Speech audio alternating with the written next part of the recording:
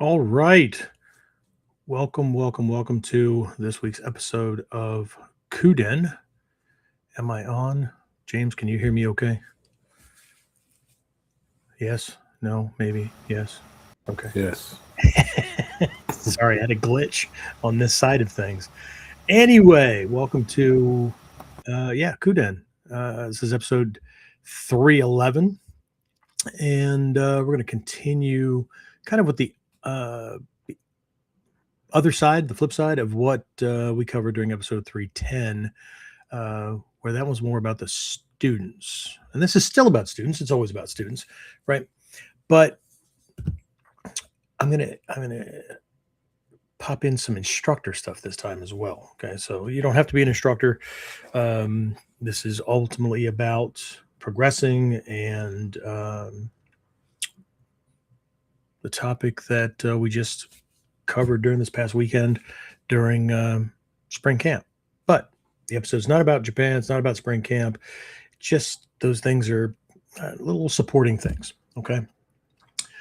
So let's just do this before we officially kick things off. Right. Most students begin training looking for answers. Right. How do I escape a grab? How do I stop a punch or avoid a punch? How do I make a technique work? Right? What do I do if he does this? That kind of thing, right? And there's nothing wrong with that. I mean, in fact, that those are exactly the questions that beginners should be asking. I think we all ask those, and even if we didn't ask them literally, it's what we were looking for, right? But after more than 40 years of training, teaching, traveling to Japan, and learning from some of the highest level practitioners in the world, I've come to realize something. The greatest teachers I have ever met were not trying to give students answers. I know that sounds counterintuitive, right? Were they teaching them techniques? Yes. Were they showing them skills? Yes. Were they holding me accountable to those things? Yes. Okay. Well, then what the hell am I talking about, right? We'll get to that in the meat of the episode, right?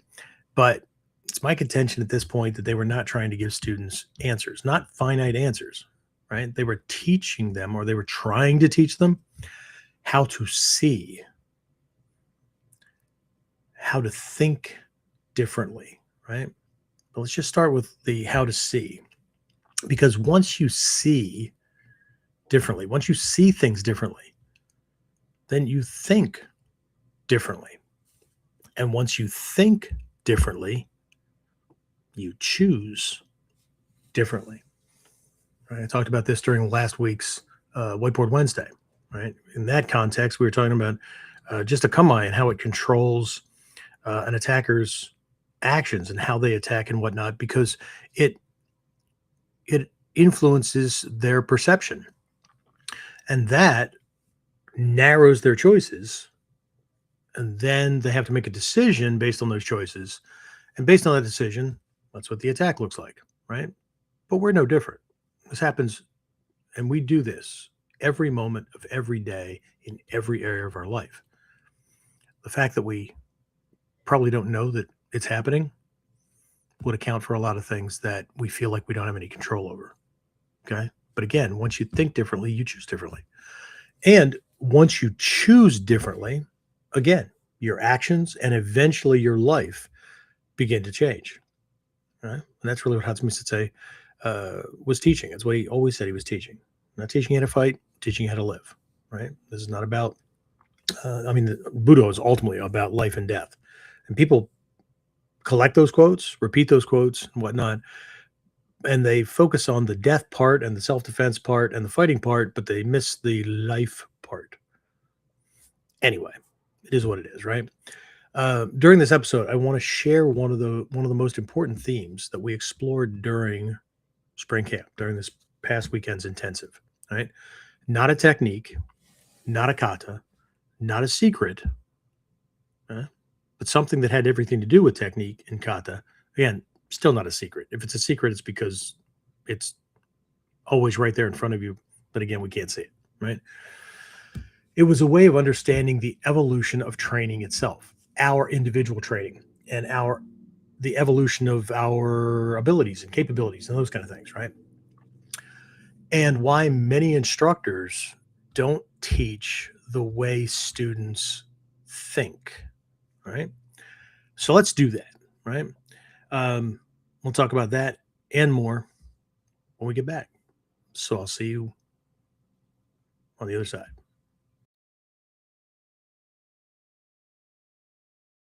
So, the big question is this: how are self-defense and success-minded people like us, concerned citizens worried about protecting ourselves, our loved ones, and the things we care about from the monsters we know exist in the world? How do we train in a way that gives us the skills, knowledge, and understanding we need without becoming paranoid fighters or killers ourselves, and yet still allows us to be the hero protector the world needs us to be? That's the question, and this podcast will give you the answers. My name is Jeffrey Miller, and welcome to KUDEN Radio. Real training for real people in a real world. All right, we are back. So let's jump right into things. Let me bring my notes up here. There we go.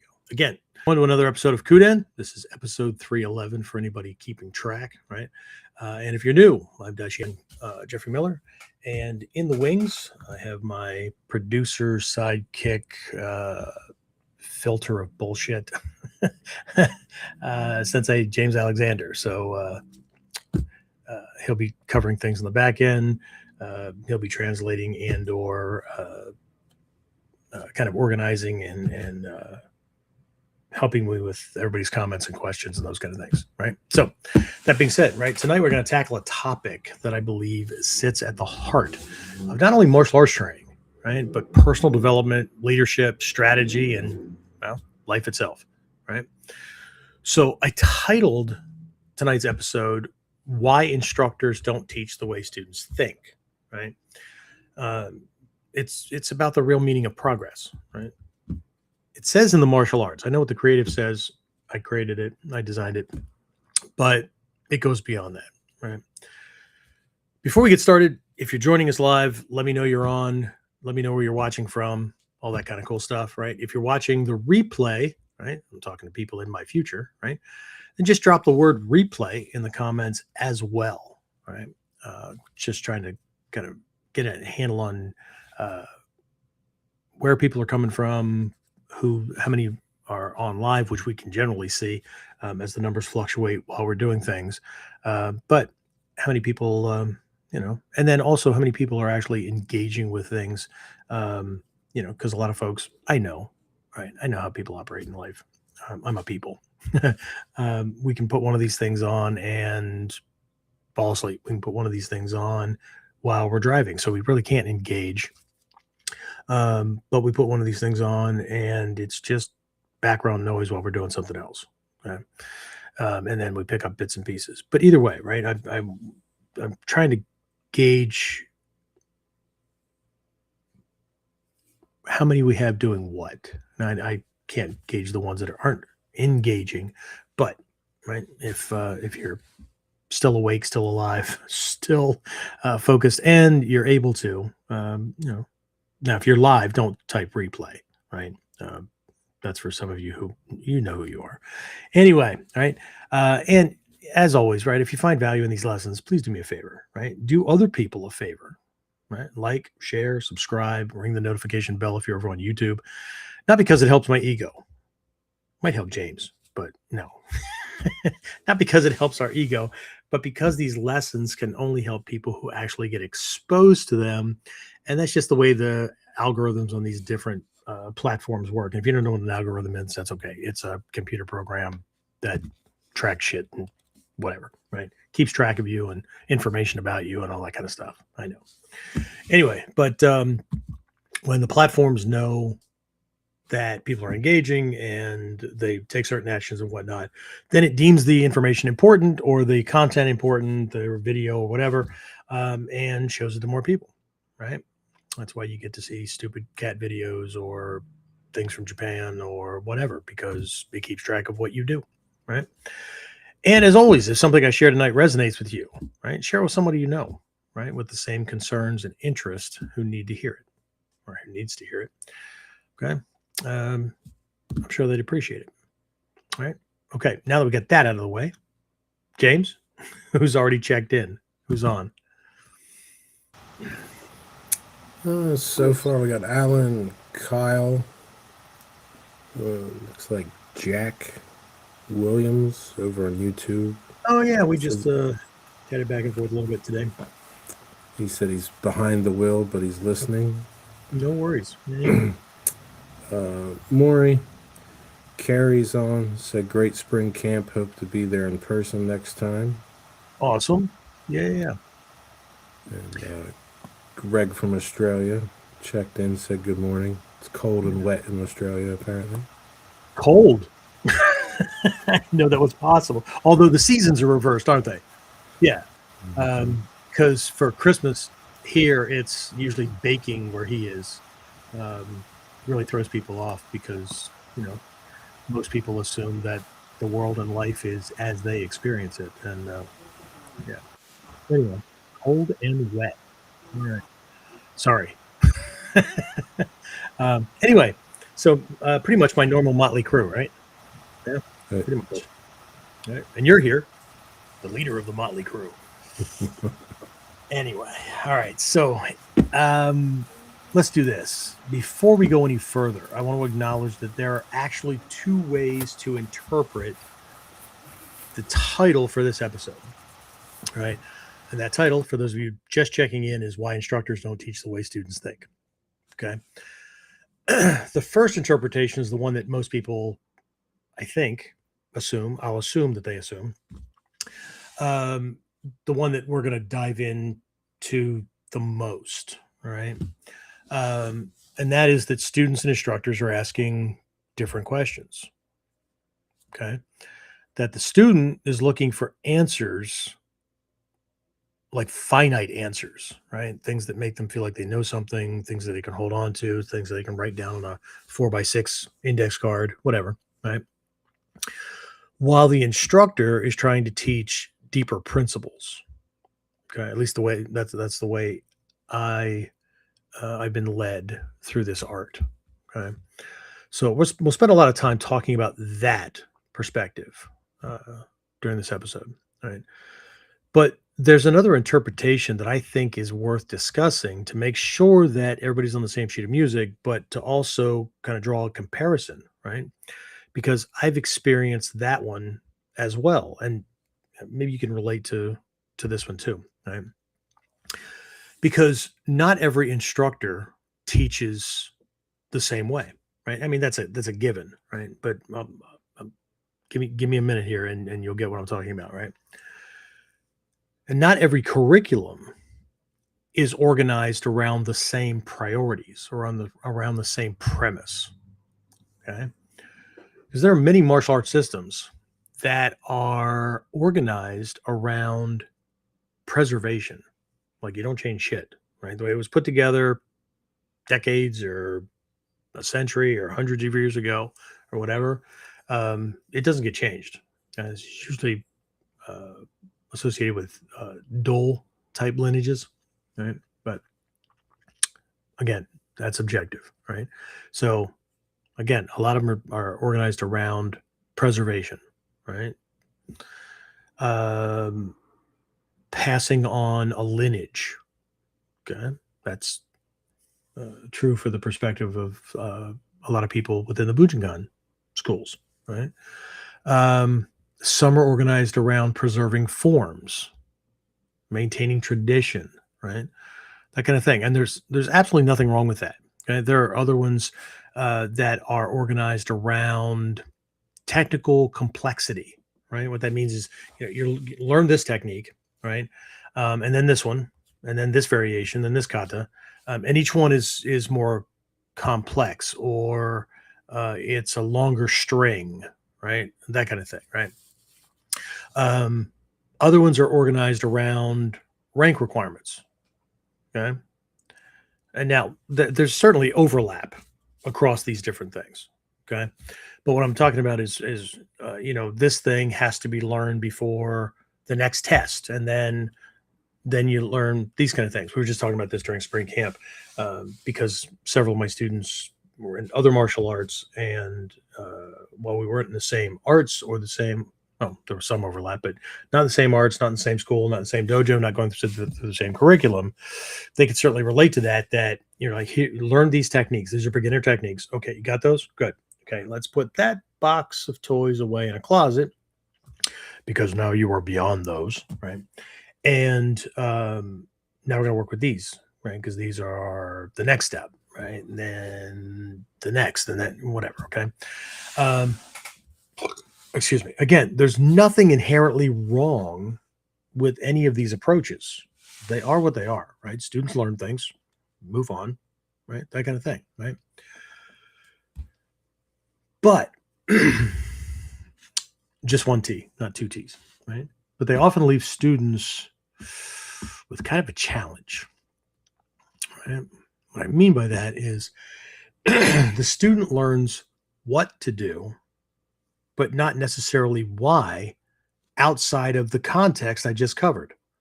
Lineage, preservation, it's the way we've always done it. It's the way my teacher taught me. This is what you need for rank, right? So not necessarily why, right? Not necessarily when. Like, when would you use this? Not necessarily where it fits into the larger process of development, right? Not rank, not lineage, not time in training, right? Or how long they've been in the dojo or program or whatever. So what I'm getting at here is the student is left to figure out the connection on his own. And if you stick around to the very end, I have a question as a litmus test that I think will make all the difference, not just in martial arts training, but in everything. Okay? And maybe you won't stick around. Maybe you have to go at some point and you'll have to catch up on the recording. Either way, right? The cool thing about being live is you can't fast forward. So, but again, the student's left hanging, right, to figure out the connections on his own, to try to use his intuition, right, as to how the pieces fit together, how all these techniques fit together, or why they're taught at a certain level or whatever, right?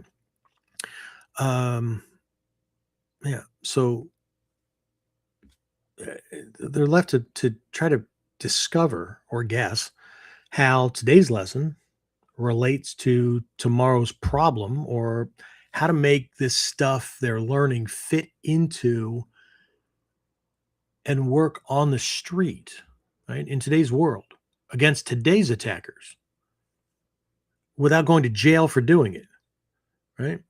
And some students absolutely do, right? Some students are extremely intuitive, and that's great. But many don't,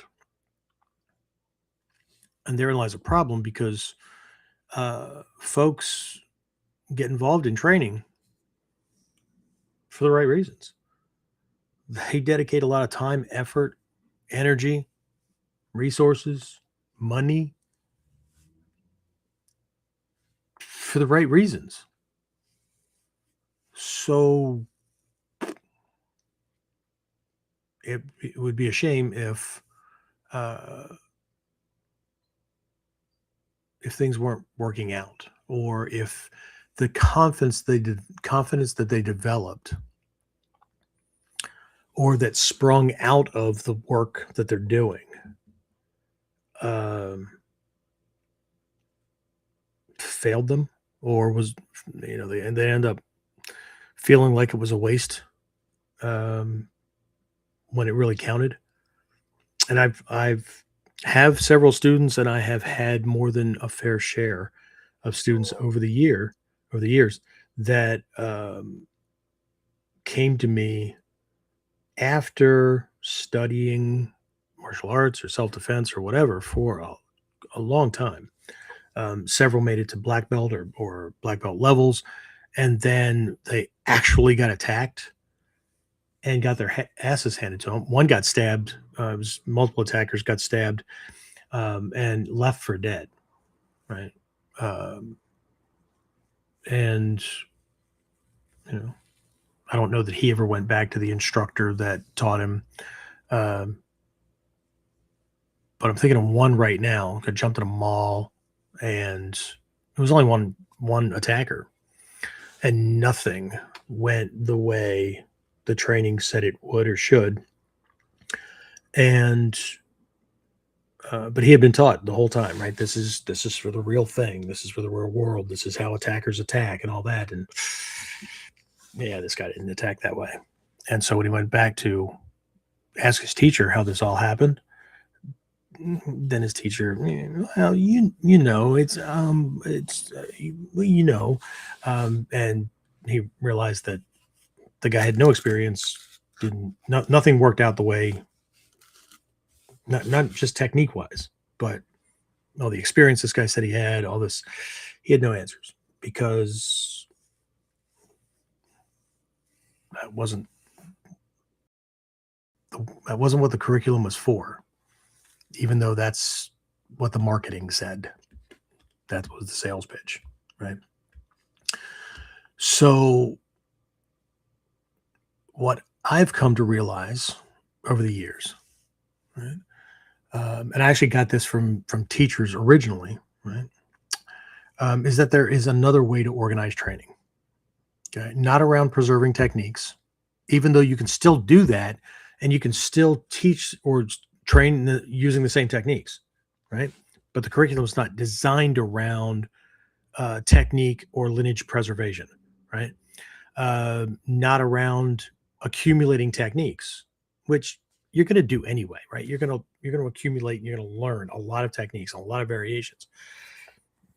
But the curriculum's not, that's not the purpose, right?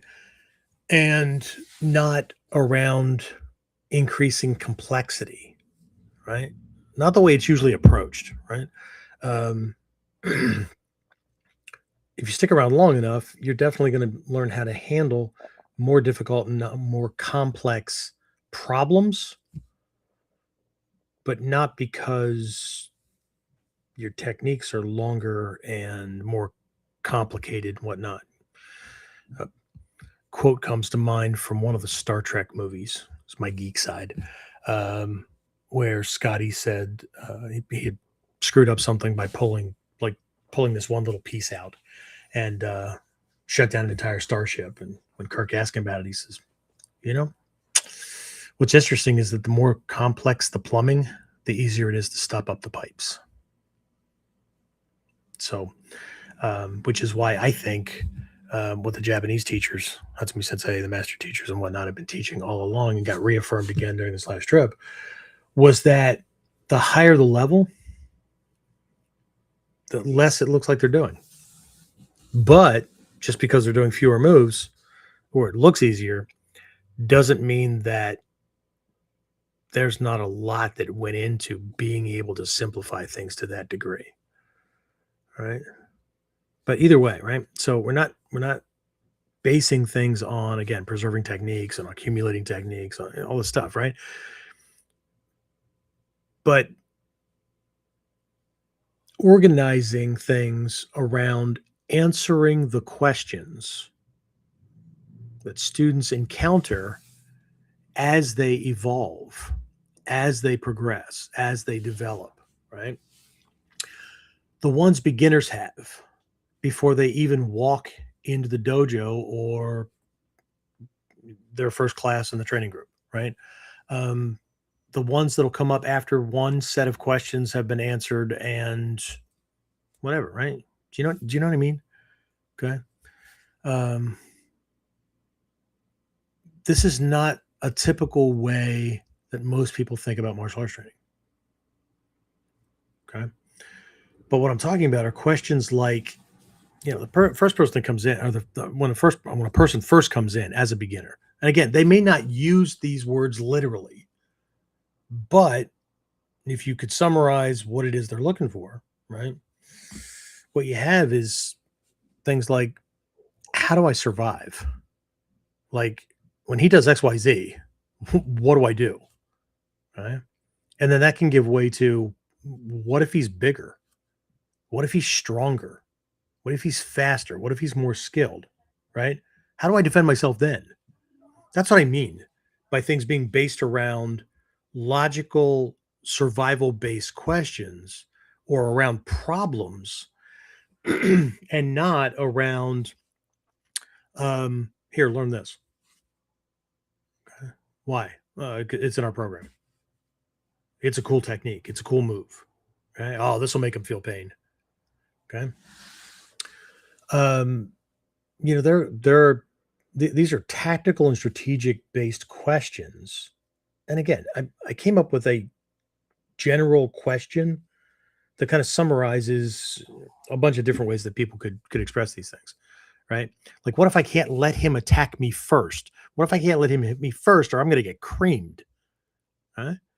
What if the first thing I try doesn't work? Right? Well, I still have options. If so, what are they from here? Right? What if there are multiple attackers? What if I could influence the situation before it becomes a fight? Right? How do I do that? Right?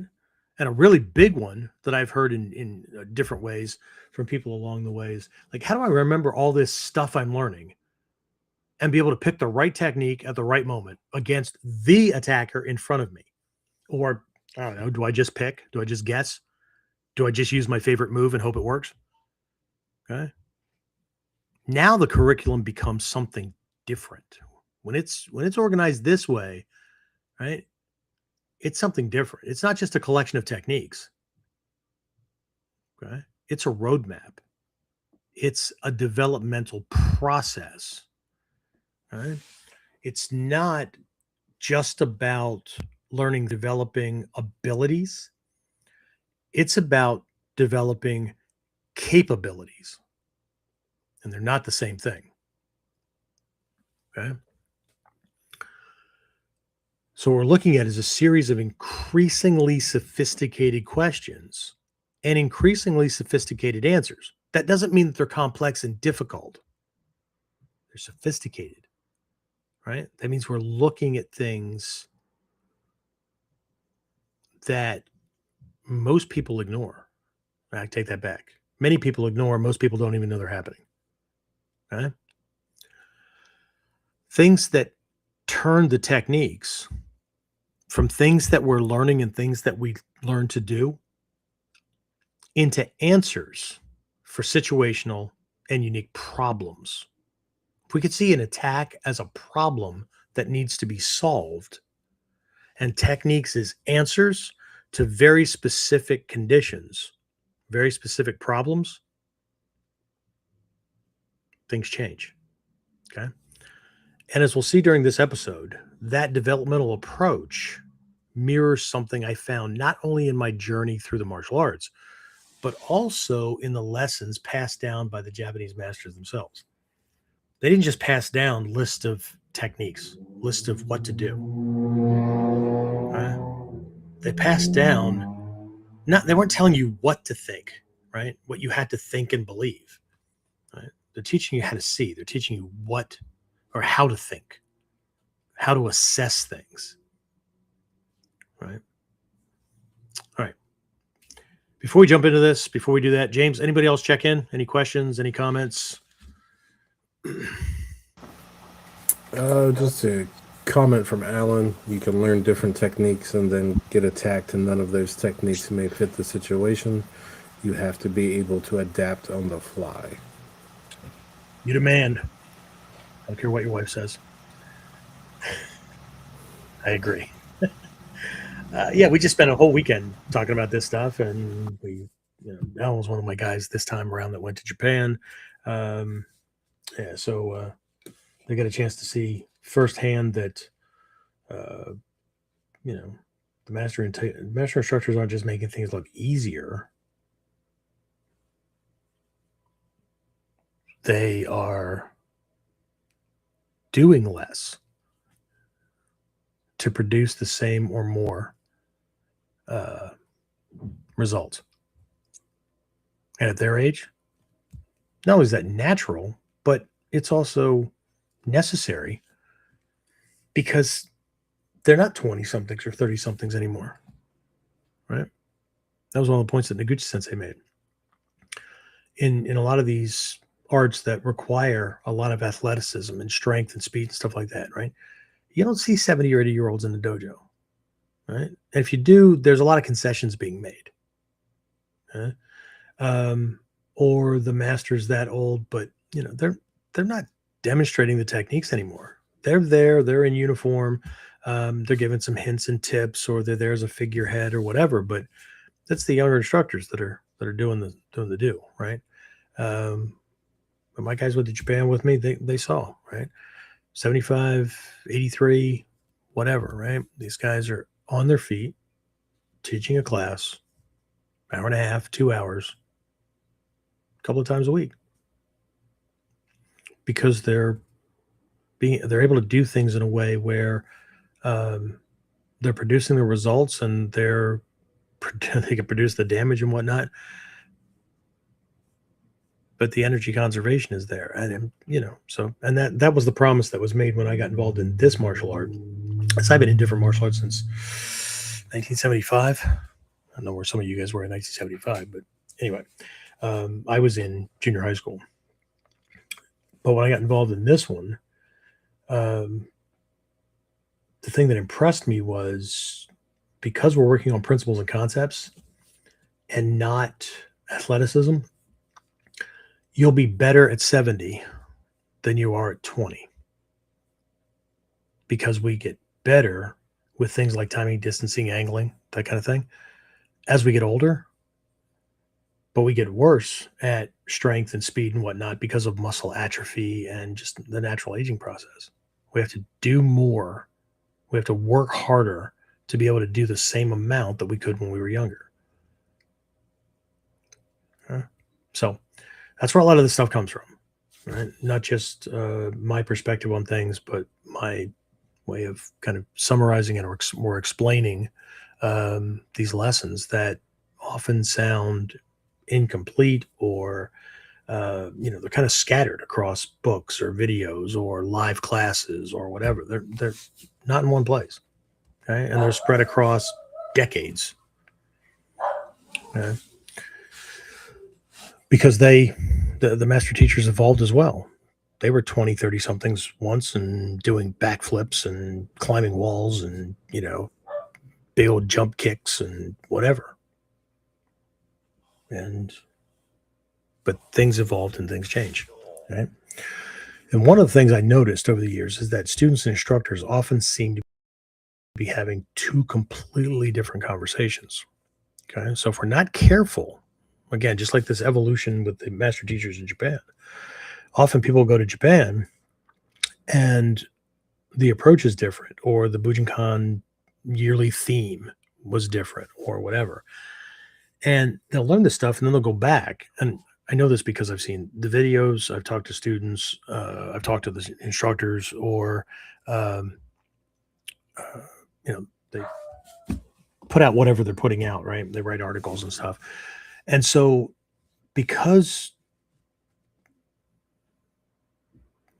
there's not a lot of clarity about what's going on, or people are focused on collecting techniques or seeing the way things are done or whatever, and not this isn't a part of it, right? This evolution and each level of training isn't just about techniques. It's about being able to do things easier, or asking a different question about, like, if I could affect things farther upstream,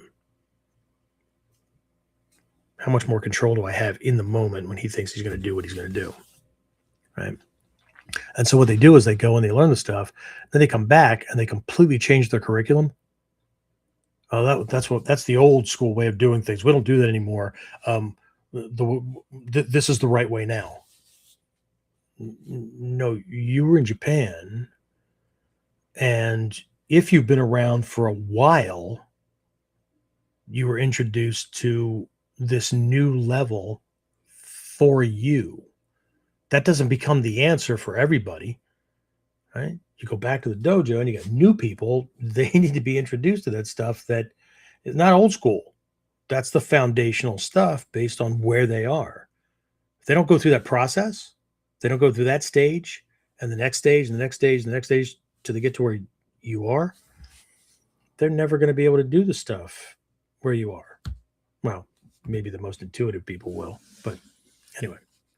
So again, let's get back to this conversation thing, right? Because this is really the dichotomy for this episode. Is the students and instructors, right? Seemingly having two completely different conversations or coming at things from two different perspectives. Okay?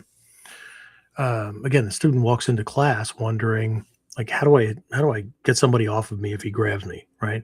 How do I evade a punch, right? How do I defend myself? Which technique should I use, right? But the instructor seems to answer the question, right? He shows a technique, a movement, a lock, a throw, a strike, and the student assumes, okay, that's the lesson. But often it isn't, at least not entirely, right? Is it a lesson? Sure, it's a lesson. Okay. What we were talking about during camp is that, in the beginning, the kata is the lesson. But later, the kata is not the lesson. Now the lesson is not even the lesson, right? You learn the kata, so you have this control mechanism, kind of a mini laboratory that you can now study to extract the lessons from. Okay. An example in real life would be, can you imagine making lemonade by just dropping a bunch of whole lemons into some water in a container and then thinking that you could just like hit the little switch and fill your cup or glass or whatever with this water that, unpeeled, unsqueezed, whatever lemons, right, are in, and you're going to get lemonade? No, it's a process. Right? And because a good instructor is usually teaching something deeper, right, than the student realizes, this is part of the disconnect. Okay. I'm going to be using this term good instructor, solid instructor, or whatever, because I need to differentiate things. Okay. I'm not calling anybody out. This is not judgment about anything or whatever, but the martial arts is one of those endeavors that in this area is unlike most other fields. There's very few, if any, fields of study or endeavor or whatever that believes that because somebody learns something, they are now automatically qualified to teach it. But the martial arts, one of the most prevailing beliefs is that because somebody is wearing a black belt, they're qualified to teach. I'm not saying they can't show you things. I'm not saying they can't share lessons that they learned or whatever, or even call themselves an instructor. Shit, I'm all about freedom. Do what you want. Okay. What I am saying is that learning skills, right, to do something, shoulder dislocation, hit somebody in the neck in a certain spot that turns things off and puts them on the floor, whatever, right? It's not the same thing as the skill sets that make somebody a good teacher. Communication, lesson structure, developmental levels, right? Like, can you imagine somebody martial arts? They make, I've come to know that Shodans don't make really good testing judges because they tend to forget that they weren't always at that level. And so when they're judging people, when they're assessing a student's thing, they either come at it from a compassion level and they go, well, he'll keep improving, so we're just going to, or more often, since they know how the technique is done at the black belt level, then they critique the student at level 3 out of 10 levels, right? What would that be? 8th Q, 7th Q, something like that. as though they should be as good as Shodan. So we don't let somebody who just made their Shodan, they have to have been the Shodan for a while before they can sit on the testing board and they can provide input, but their vote doesn't count as to whether somebody passes or not. Okay? And that's probably going to rub people the wrong way. I don't care. Okay? That's based on observation. It's based on psychology. Right? But they're very specific skill sets, right? For helping a student get over anxiety, get over fear, to help them develop confidence. There's ways to approach correcting a technique, especially in the early stages, to prevent a student's natural defense mechanism mentally, right, from kicking in and mistranslating the correction, or not falling into the habit of always correcting a bunch of things and never letting somebody know when they're doing something right. It's a problem that parents have as well. And eventually the kid, teenager, whatever, who always hears negative feedback, and, if you're doing the right thing, well, you just accept it. Okay, well, you should know that. If I don't say anything, then just assume it's right. Okay? But what can happen with certain personality types is all they hear is negative feedback, and they just come to an assumption or conclusion that I can't get this right. I'm never going to be able to do it. And they just quit. But since the teacher doesn't understand those things, then often they'll default to, well, these people just keep quitting. Nobody's as committed as I am. If people don't want to learn everything, then I'm not teaching them anything. And those kind of things, right? And then they complain because their training group is small or whatever, right? It's because the understanding and the skill sets to be a teacher or to lead a group or to be an educator, which is what we are, right? Martial arts educators. It's not the same as learning the skills necessary for defending ourselves against somebody who's dangerous. Okay? Some people, well, anyway. So, again, there's this disconnect, right? So, a good instructor is usually coming at the lesson on multiple levels, multiple layers, right? Not just the physical demonstration. Okay. As an example of that, the student thinks, okay, I'm learning this thing called omotegyaku, right? This outside wrist reversal, or this obvious frontal reversal of the structure, right? But the instructor is trying to teach leverage, timing, distance, structural, skeletal manipulation, and counter positioning, so to speak. They're trying to teach position for safety. They're trying to teach structural control at long range, right? Student thinks I'm learning Ichimonji no Kamae. Okay, I covered this a little bit last week in Whiteboard Wednesday, just from one aspect, right? But student thinks I'm learning this Kamae, right? But the instructor is trying to teach influence, controlling attention, controlling or minimizing collapsing options, decision-making under pressure, right? Student could think, oh, this is cool. I'm learning a throw, right? I'm learning XYZ throw, right? But the teacher's trying to teach commitment, balance, leverage, manipulation of another body at extremely close range, balance control, balance disruption, opportunity, initiative, okay? So what we have here is two different conversations, right? Two different perspectives taking place at the same time. And again, because of this, many students become frustrated. They ask questions like, when am I ever going to get this? right? Why are we doing it this way, right? Can we just get to the advanced stuff? Okay. Some people don't ask those questions. They get stuck with the, why can't I get this right? Because maybe all they're working on is advanced stuff.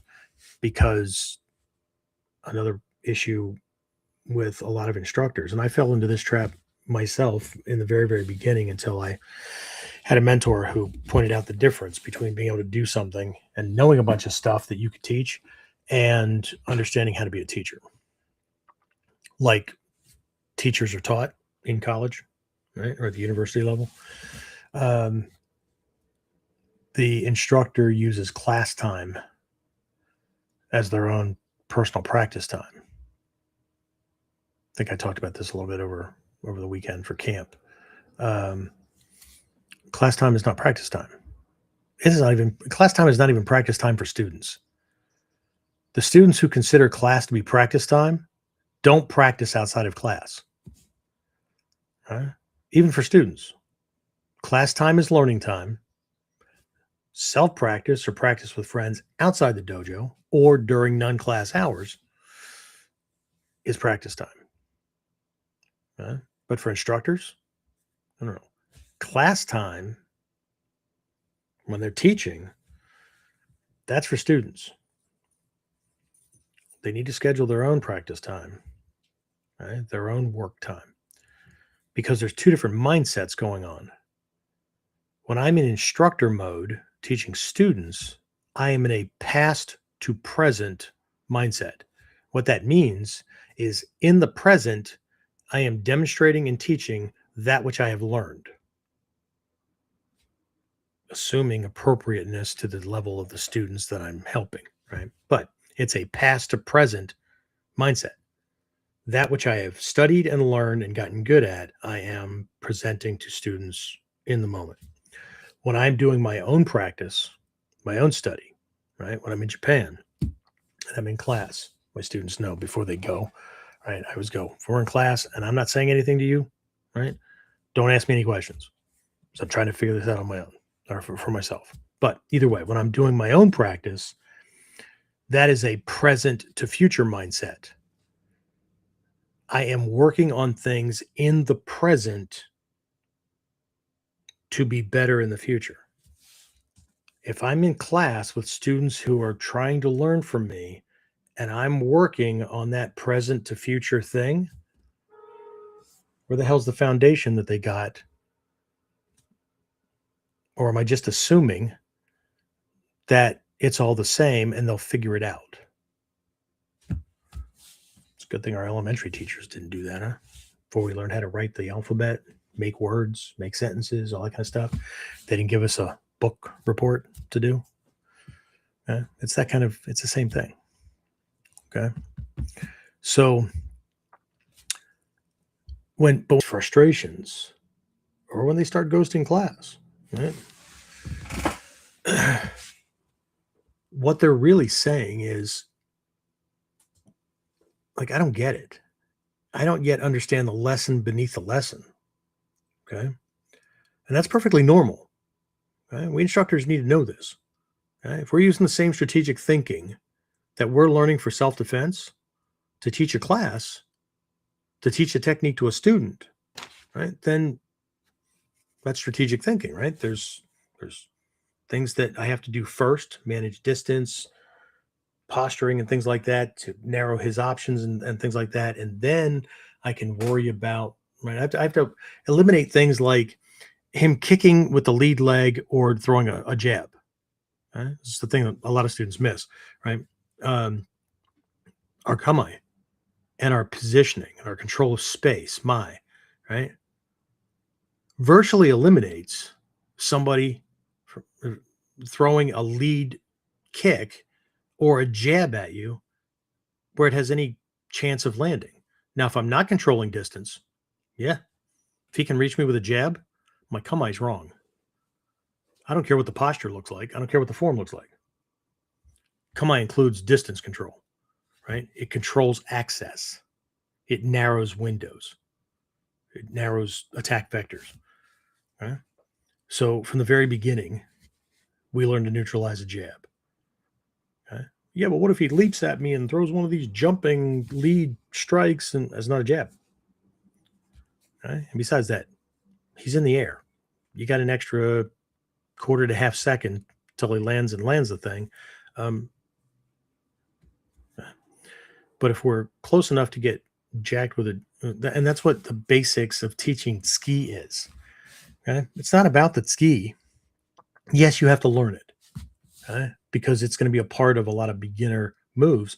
Because ski is not just teaching you a classical attack; it's teaching you the defender how to deal with a really bad problem. This guy is coming right down the middle, and I have to move half my body to either side. But if he's coming on a hook, well, shit, there's a hole here. There's a lot more space over here, right? I just don't want to walk into it. I could drop under it, all kinds of things, right? So we learn to attack center because it's a very difficult problem for the human body to solve. And we start by learning how to deal with a straight on attack because it's harder to solve for than a hook. A hook's more powerful, right? But later on, we'll see that we don't do hooks because while a hook is being delivered, there's a big hole down the middle. Okay? It leaves openings. Okay? By attacking in ski, the weapon is a shield at the same time. We'll learn this from weapons, right? So, but we also learn to defend against ski in the very beginning because the attack line is very predictable. And so now moving to 30 or 45 degree angles or whatever, easy to find them. It's easy for the beginner to find those angles. Off a hook, what's the arc? Is it a tight hook? Is it a flailing hook or whatever? Now, the naname angle that I need to hit with my taisabaki, it's not predictable because the human brain can't track an arc the way it can track a straight line. Okay. So it's not the same, right?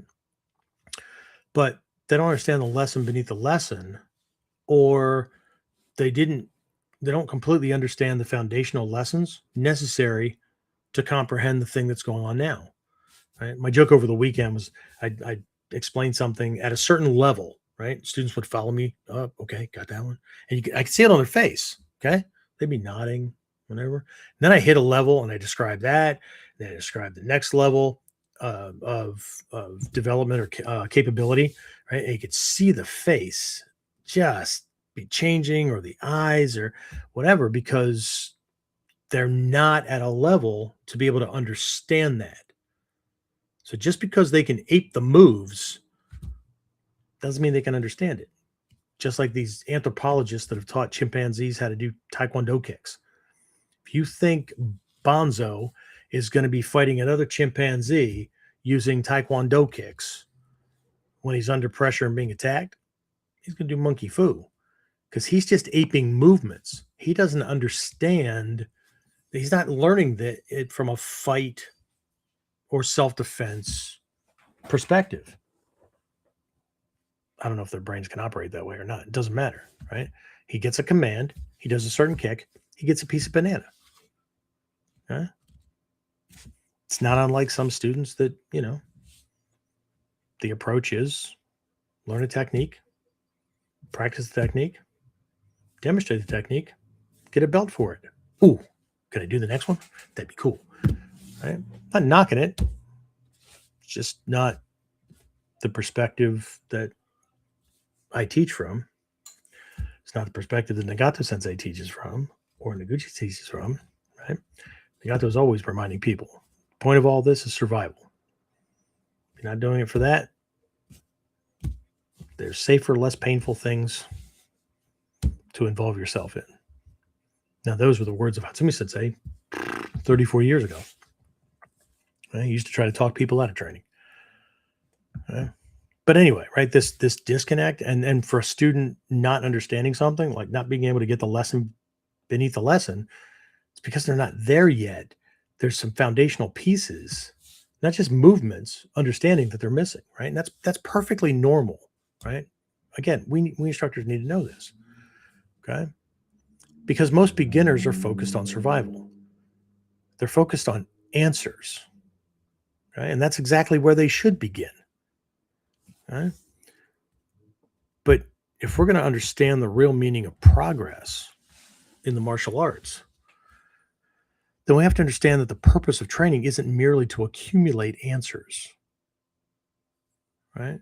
To collect techniques, right? It's to evolve and improve the questions that we're capable of asking to make sure that we can actually handle the problems that are going to come at us, and we're not just assuming. Okay? And that realization right there completely changed how I viewed my own training coming up through the ranks. Right? When that was explained to me, that the curriculum was developmental and not just cumulative. Right? That certain lessons had to come first, and others next, and others next, and others next, because it wasn't just about complexity. It wasn't just about coordination. It was about the fact that, like, when you're new, you don't have a lot of coordination, you don't know a lot or whatever, right? You need simple answers to very specific types of techniques or specific types of attacks. Not because of opinion, not because of guesswork, but because statistically speaking, there's a greater chance of being attacked with certain types of attacks. And I don't know when I'm going to need this stuff, so I should probably learn those things first before I learn things that are more complex. And there's certain priorities. There's certain things that a new student can retain and be able to do more reliably than, well, first we're going to start you off with Koku, and then we're going to do Nichigeki. And yeah, don't worry, right? Get really good at this. And if you're ever attacked, just whoop his ass with this. Okay, more moves, more angles, more timing, specifics. Yeah, probably not. Right? And besides, who's going to throw a ski at me in today's world, other than a Bujinkan person who somehow misunderstood the lesson and thinks that's the correct way to punch, and didn't get the memo that ski's not a punch. Ski's a way to break kamae, just like jabs are designed to break kamae. They're not designed to be the powerhouse to take you out. Again, this is the difference between thinking strategically and just learning moves, and then applying guesswork or assuming that apples and oranges are, they taste the same. All right. So again, this alignment, right? This realization changed how I viewed my own training, but it also made me double and triple down on why I was doing this stuff. Again, I have to admit that, like, had I had different teachers who either wouldn't have explained it or would have explained it differently, who knows? Who knows if we'd be having this conversation? Okay, but it didn't just change how I viewed my own training. Okay, it completely changed how I view teaching. Okay, so very quickly here, let's talk about where that realization came from. Okay, not just the bits and pieces that I've been talking about, right? But again, we'll borrow from spring camp, right? This idea of the evolution of training, the evolution of your training, right? And how this is foundational. And Shrey Sensei would always do this thing, right? This developmental kind of thing, right? That there are these levels and layers. Okay. So again, one of the themes we explored during this year's camp, as a matter of fact, it's the main theme, right? Was this evolution. Okay. Not the evolution of techniques, not the evolution of kata, not the evolution of rank, right? The evolution of the training itself, right? Like how the training in the Bujinkan has changed over the years, or what Soke focused on. People would see the yearly themes, but you had to back out farther to see that regardless of the themes, there were pockets of about 5-year segments where we were working on basics and then Shoden level stuff, and then not the techniques, the principles and concepts to go from how to do it and what to do to how to influence things. What if what if this variable is different, that kind of thing, to this level, to this, right? So, and so as I began the process of preparing for camp, now I had an idea about what I wanted to do. And camp actually started out as being a Japan recap kind of thing. But once I got to Japan and I saw what was going on and I reflected on that and how things had developed over the years, right? Not how we're now doing it this way. No, right? This evolution thing. That became the topic. So when I got back, I had to like readjust some things a little bit. It was still a Japan recap of sorts, right? But it not the way it originally started out. So as I began preparing for camp and what I was going to teach and in what order and whatnot, I found myself thinking about something that was explained to me years ago, right, regarding the developmental framework of the Bujinkan, right? And the trip reaffirmed this, right? This last training trip reaffirmed this, okay? And I'm pretty sure I mentioned this in the last episode, but there was this transition, right? Shirei Sensei named it. Noguchi Sensei mentioned it once or twice, but that kind of tuned me into paying attention to it. And then my friend Rob Brenner and I talked about this quite a bit as well, right? That this evolution is about, you start with these big models because it's easy to see when you're doing something right. It's easy to see when you're doing something wrong, right? You get instant feedback, those kind of things, right? But that's really big, right? And if he can see what you're doing, well, then shit. If he can see it soon enough, then he can resist it. He can beat it. He can counter it. Those kind of things. So then you start overlapping or overlaying like influence and these little subtle tactics and whatnot, so that what ends up happening is now what you're doing never looks like what you're doing. It's like a magician doing things, right? So whatever he thinks is the threat, that's actually just a smokescreen and you're going after something else. Okay. But it's not like teenager trickery kind of thing, like, oh, look over here, and then punch him in the face. That's still obvious kind of stuff, right? Idiots fall for that kind of stuff, right? Or the untrained.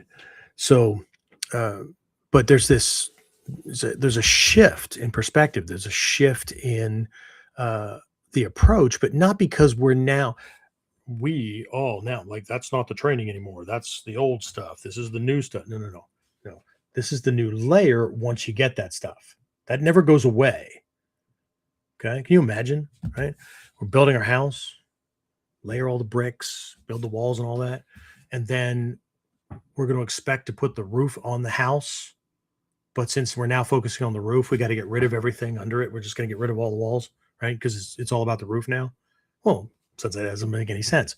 Exactly. It doesn't make any fucking sense. Okay. So this layering, this Budo Taijutsu, Ninpo Taijutsu, Mutodori Taijutsu, which is what Hatsumi Sensei covered in the last 5 or so years of his teaching, these are developmental levels, right? But most people hear those terms and assume that the master teachers or Hatsumi Sensei or whatever, we're talking about different kinds of techniques, different training methods, different levels of physical skill, options to choose from for me. Personal choice, right? And you can hear this, right? Like when somebody says, I do Budo Taijutsu, or we don't do Ninjutsu, or Ninpo Taijutsu, we do Budo Taijutsu. So that's speaking of these things as though they're a choice. Now, I could understand if somebody said, we're at this level and we're focusing on Budo Taijutsu because that's where we are. Or in my classes, I'm focusing on this because the level of students that I have, this is where they are. That I get. Okay. But thinking about these things like a choice, either things didn't get explained the right way, or if it were me that's confused, I wasn't in class. And this is something that people need to understand. They can watch as many videos as they want. They can go to Japan often. They can, whatever, right? But we weren't in every class. We weren't at every seminar. So what was taught then that I missed, that I'm going to need to fill in those holes? If I don't understand that one little missing piece that affects my perception, am I going down the right fucking rabbit hole? Is it even a rabbit hole? Okay. So again, at one level, these three are different levels of training, right? And each with its own level of physical skill. Granted, okay, its own training methods, okay? Its own way of relating. This is what's important. Its own way of relating to the same techniques. People see the scrolls and these scroll lists that are passed around, Shoden, Chuden, Okuden, right? What's one of the first assumptions people make? Shoden is beginner stuff, Chuden is intermediate stuff, and Okuden is advanced stuff.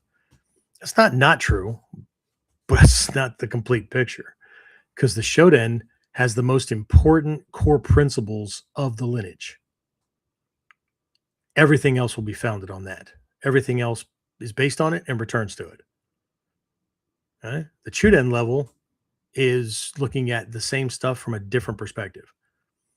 And the Okuden is looking at conditions and variables and things that allow you to control things and take control of the attacker and the situation before he ever realizes that he lost control. I know there's kata at each level, but any kata at any level could be learned at any other level, as long as we're focusing on the principles and concepts and the focal point of that level. We're all good.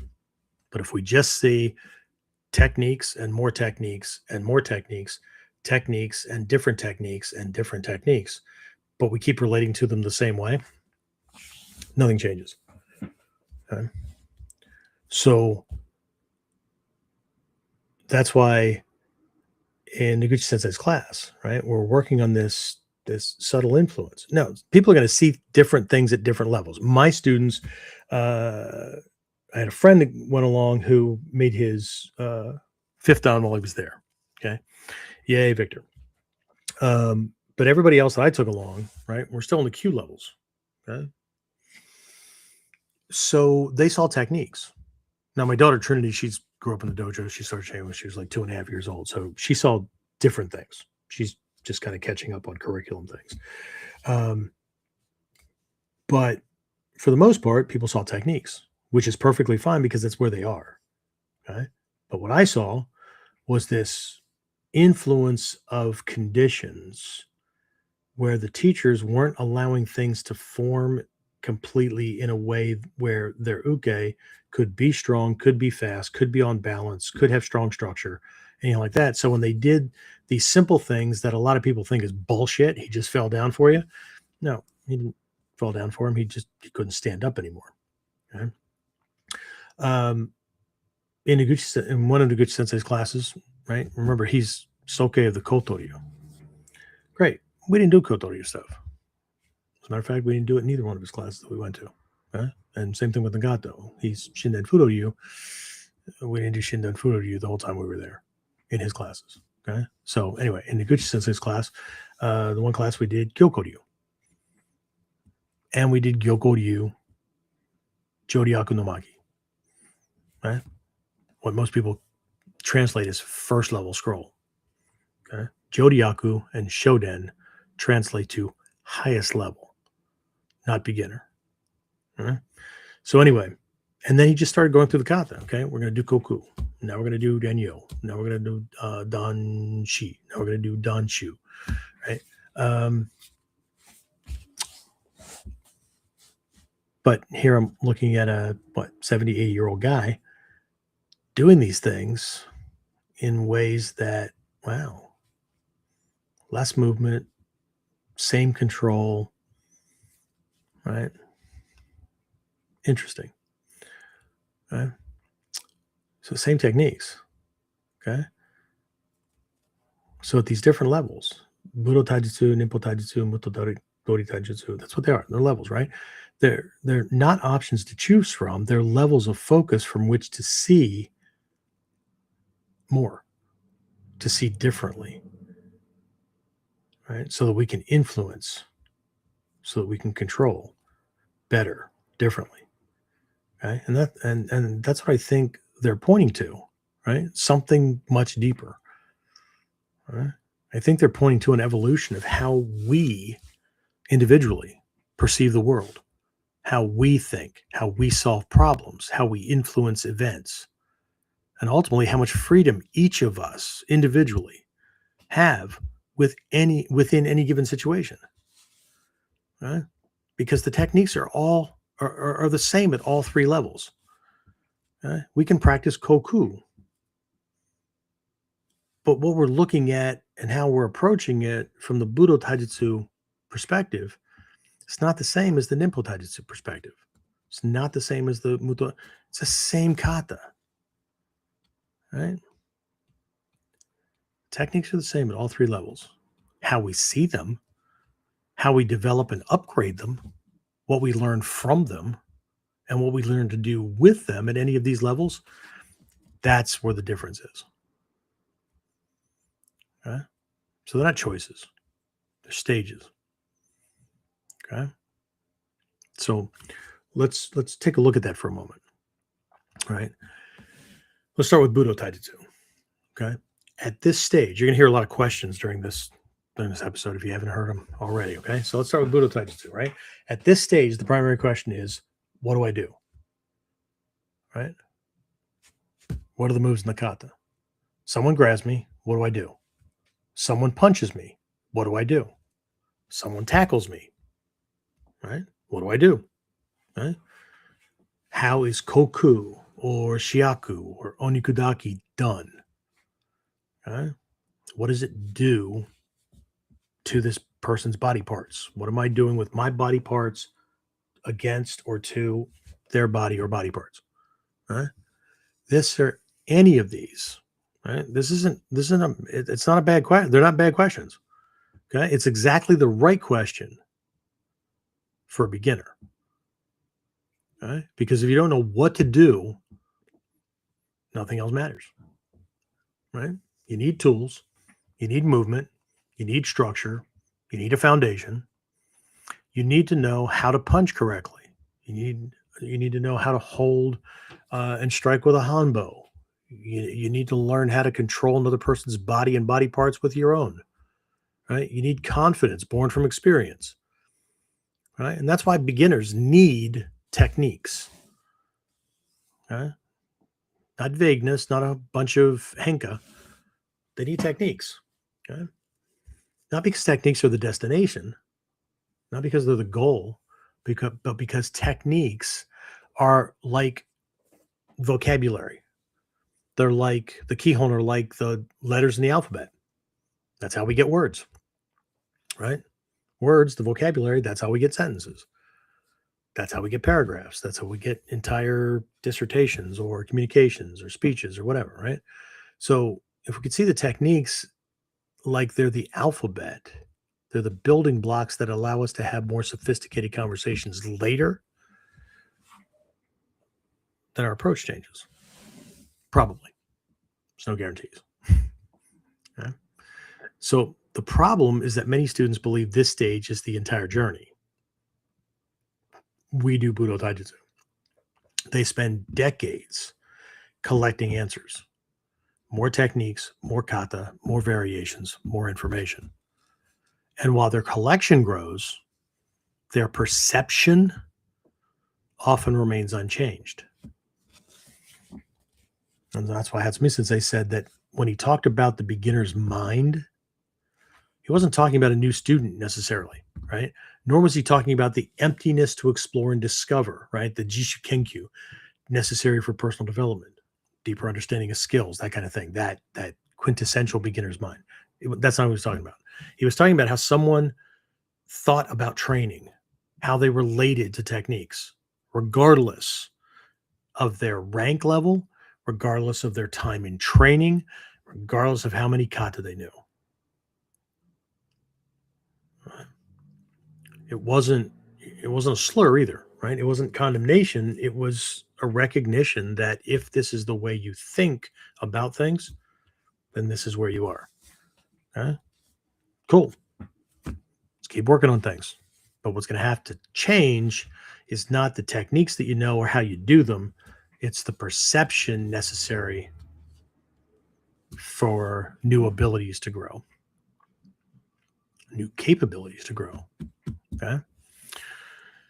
Anyways, that's Budo Taijutsu. Then comes the realm of Ninpo Taijutsu, which is actually where I was started. And then it wasn't until later that I realized that these two things were actually being taught at the same time. But the approach, and I think it was because in the earliest days of Ninjutsu in this country, 9 out of 10 people that came to the training had martial arts experience, had self-defense experience. We had a bunch of people that were law enforcement, military, government operatives or agents. Wow. Right. And I think some were trying to check it out to see, make sure we weren't going to, like, I don't know, subvert the government or whatever. But like very few people who came to the training, like that was their first experience with anything. And so I think they could start people at a different level. And then was it 98 when Hatsumi Sensei pointed out that, yeah, we're going to do Budo for a while. Budo Taijutsu, because people don't understand the basics. They don't understand things from that perspective. If you don't understand that, then you're not going to understand Ninpo or Ninpo Taijutsu or Ninjutsu, because that's a whole different layer. It's a whole different level. But, you know, I've mentioned this before. You guys have played the game of telephone before. Yeah. Anyway, so Ninpo Taijutsu, right? And this is where something interesting happens.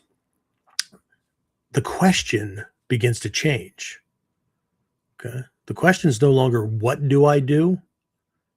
Now it becomes, and I'm sure you've heard this, the question becomes, what if? What if what? Right? Okay. So we're not just making variations for the sake of making variations, but we're answering very specific questions.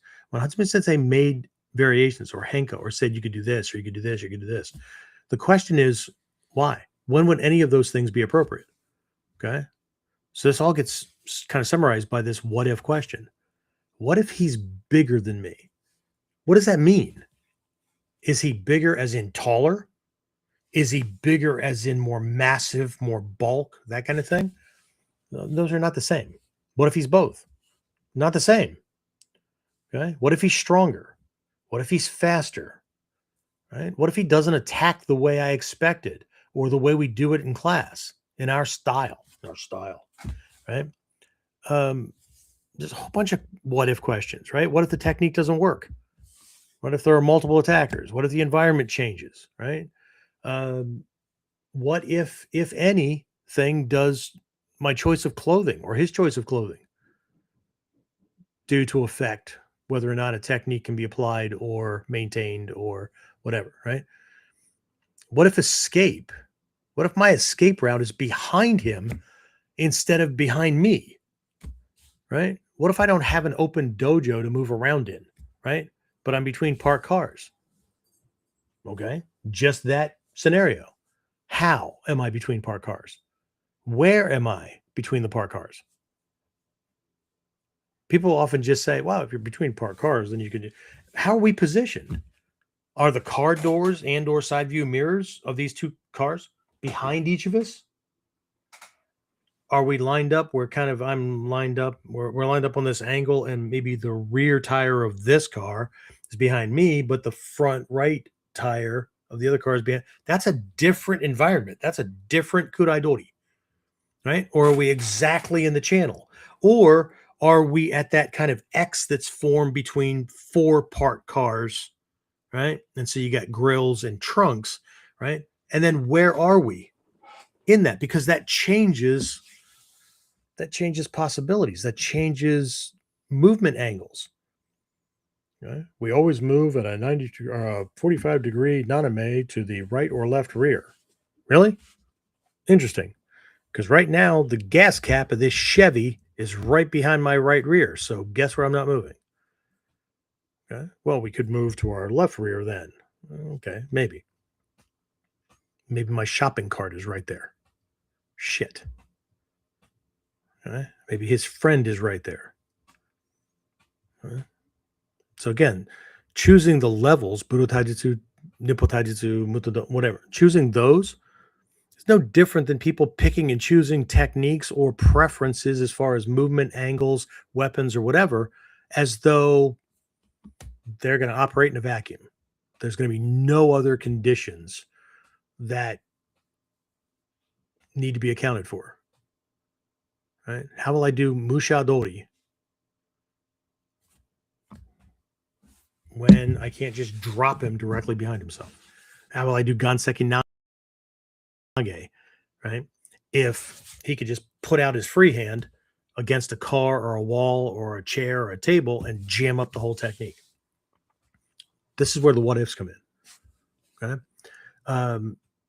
This was seen during this last time, and as a part of our Japan recap, like all my guys that went pointed out this one particular incident, and I think it was in Nagato Sensei's class, right? These students, and one was tall and one was wide, right? Just crashing through the dojo as they were practicing their own techniques, right?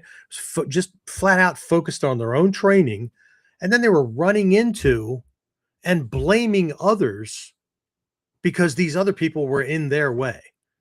They were just so tunnel vision on their own thing and then just taking up a shit ton of space, right? Well, we're in the dojo, right? And wow, I apologize for being in your way. Right? Okay. Had other ones next to me one time, right? This guy dumps his partner on me right against the side of my knee. Now, my knees are arthritic, there, whatever, but there was some serious buckling, and I don't know that I wouldn't have been hurt 20 years ago. Right? Are you okay? No, I'm not okay. And then they were kind of surprised because like they expected me to say, "Oh no, I'm fine. Don't worry about it." You're both of them way taller than me. The guy that got dropped on me, 250 pounds, okay, against the side of a knee that can be dislocated with 65 pounds per square inch of pressure. So what's missing in some people's training? Everybody had all the people I'm talking about had black belts around their waist. So where the hell is the zanshin? Where's the situational awareness and environmental awareness that should be going on about, because the one who dropped his partner on my leg could have dropped an attacker on his kid. The ones who went plowing through instead of running into other students who were training, he could have run into a post box or a mailbox, or he could have run into, a car or a telephone pole, or stepped off a curb and lost his balance and crashed down and whatnot, right? So again, if we're only focused on the moves and the technique, then are we really influencing conditions and paying attention to things that would allow us to control or adapt ourselves appropriately to the context of the situation? I don't know. I'm only speaking from a couple of little snapshot moments, but it bears consideration. Okay. So again, when we take these things into consideration, right now, suddenly training is no longer about techniques. It's about conditions. It's about strategy. It's about influence. It's about options. This is what makes Ninpo Taijutsu different than Budo Taijutsu. Not that Budo Taijutsu isn't you can't think about it from conditions and strategy and influence and options, but the what and the why are different. Okay, and this is where many of the lessons from the Japanese masters begin to make more sense, both the current ones and the past ones, because they're no longer teaching students what to do; they're teaching them what to notice, what to pay attention to, what's important because you could use it, or what's important because if you don't pay attention to it, right, it could be the thing to get you, right? So it's about what to pay attention to, what matters, and just as importantly, what doesn't matter. Right? Because the beginner sees a punch. The developing practitioner sees balance, sees timing, sees distance, sees opportunity, sees commitment, sees intent, right? The attack itself becomes less important than the conditions that created it. Because if I can see the conditions and control more things than just me not getting hit. Okay. And this is where the training starts moving upstream. It's an analogy I use during the weekend a lot, right? So downstream means the waves are crashing all over us, whatever. Okay. The more we can move upstream, the more we can influence things before the wave crashes on the rocks. Okay. So we're not ducking a punch, avoiding a kick, or trying to get a grabbing hand off of us. It's not that we're not doing those things, right? But at this level, we can see the attack forming. Okay. We can recognize that there are certain phases to it. When somebody reaches out to grab me, right? The beginner focuses on how do we get this grab off of me. But Ninpo Taijutsu says when that grabbing hand is coming in, his intent doesn't matter as much as what his arm is doing. It doesn't matter if he's trying to punch me or grab me. He's extending an arm and a hand in my direction. So at a certain point in time, they're both the same. I have the option to avoid, and now he misses altogether. Doesn't matter if he was trying to grab or punch. He was reaching out, extending an arm so his hand could do something to me. So there's a moment in time when they're exactly the same. There's a moment in time where he's starting to make contact with the material or whatever. And that's a different option. Takagi Yoshin, Shinen Fudo, whatever, they handle that by sliding a finger up in place, or we get a hand up in there and catch so that he can't quite get his hand on there the right way. At a certain level, it doesn't matter how we get it in there, right? It just, because the concern that we have is him grabbing and then pulling on my material and punching my vagus or phrenic nerve and screwing up heart rhythm or breathing and things like that, right? At another level, I'm going to get my hand in there at a certain angle so that this part of my hand, the meat of the palm right under the thumb, is matching up with this little knuckle down here at the wrist, right? So I'm in here this way. And my thumb, the pad of my thumb, is behind the flat of his fingers this way. So it's doing exactly the same thing. It's protecting the phrenic and vagus nerve from attack, but I have a very different leverage point and the ability to do something specific with my thumb to influence his structure, preferably without him knowing it. Okay? These are different because we're seeing things differently. Okay. If he does get the whole hand on there, then each lineage has different ways of bringing the hand in for this monitoring so that and then we start to recognize at a certain level that no matter how I touch him, it doesn't matter if I touch him with the outside of my upper arm against his body somewhere, or I put my hand lightly on his hand, his forearm, his elbow area without signaling that I'm doing anything. It's just incidental, right? That is exactly the same as uke nagashi. When a punch comes in, I come under, but if I always think of uke nagashi as a block, well, then these things are nothing like a block. What the hell? But if I understand that uke nagashi is like an insect's antenna and I'm gathering information, and they absolutely are exactly the same as uke nagashi. They just look different.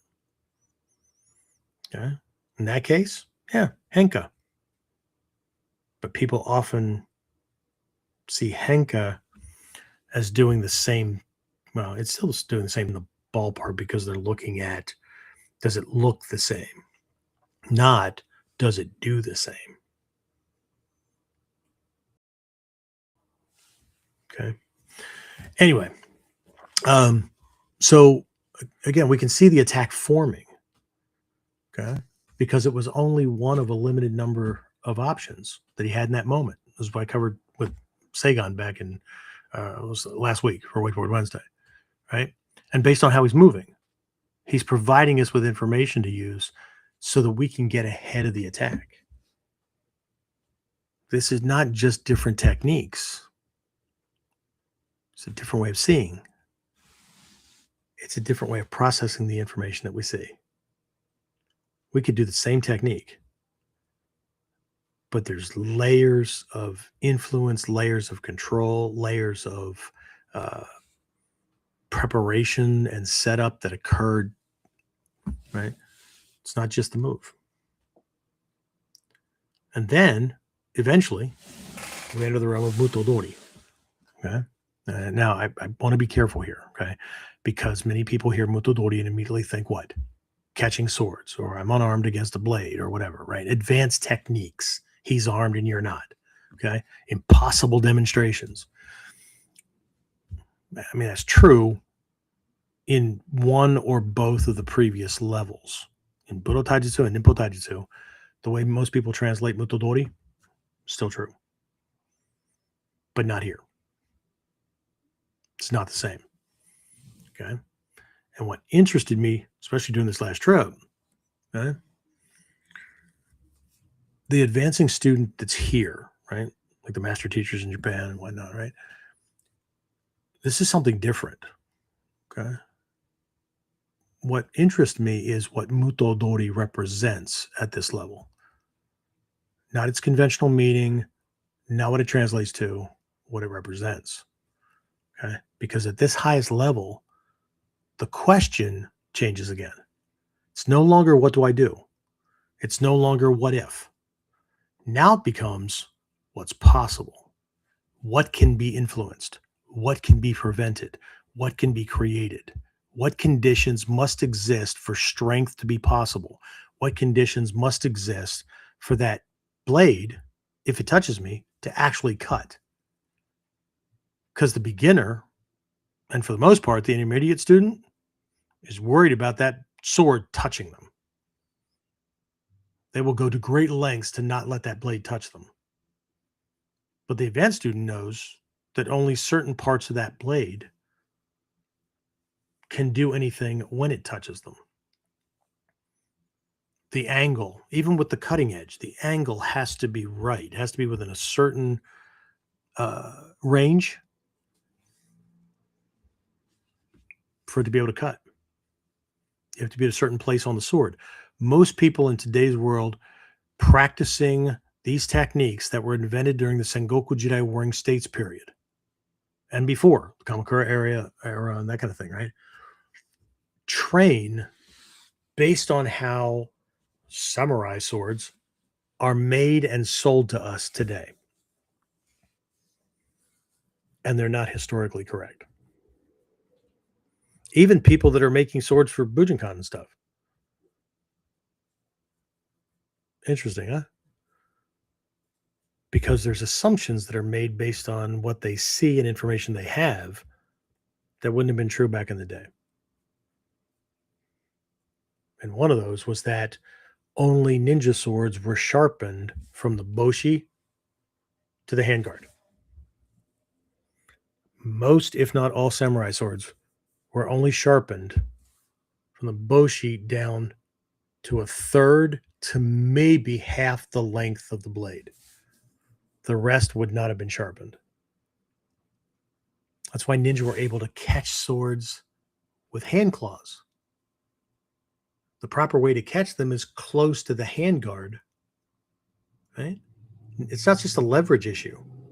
It's also the way the blade was made at that point. Because if you catch at the half or higher, the way I see a lot of people doing these things, because they're working with boken, sort of go right through that freaking handband, and now you have a split. Your peace sign looks bigger, if you know what I'm saying. Anyway, or your Spock splits way differently, right?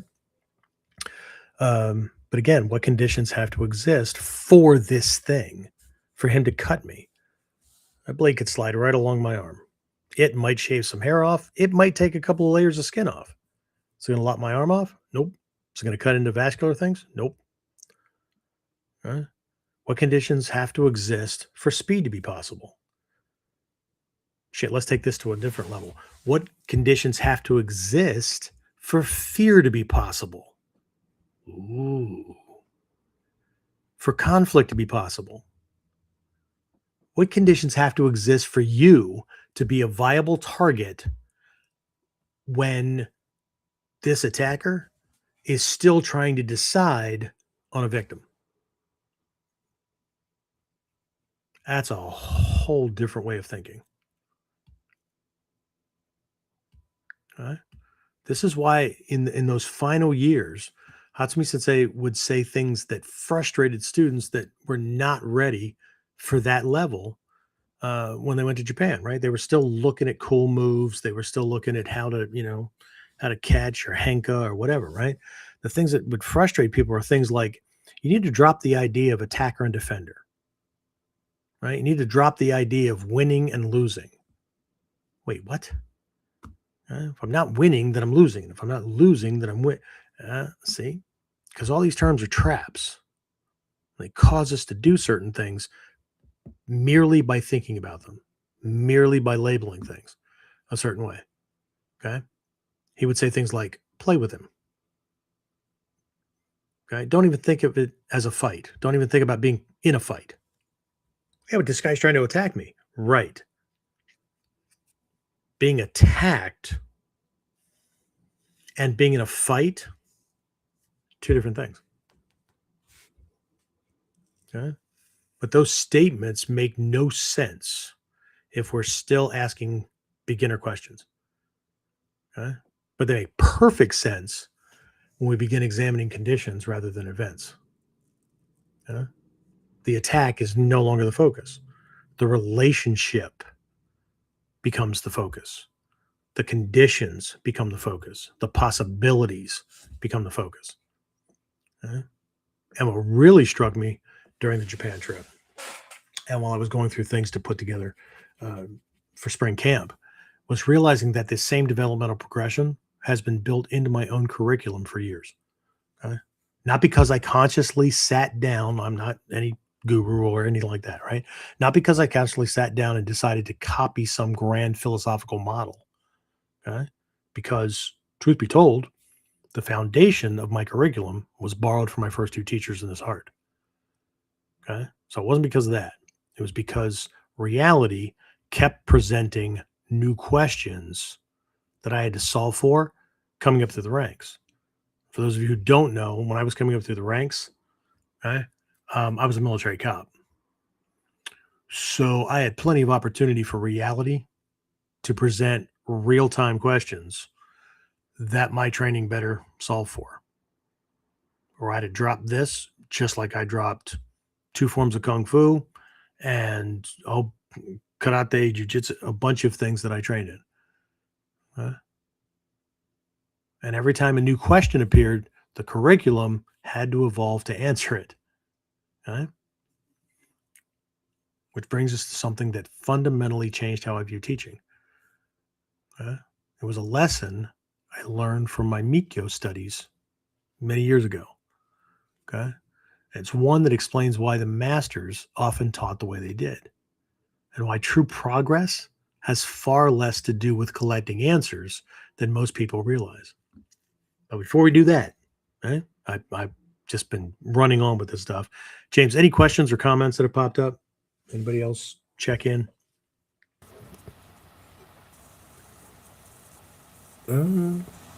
Nobody else. Maybe I put everybody to checked in. Droning on.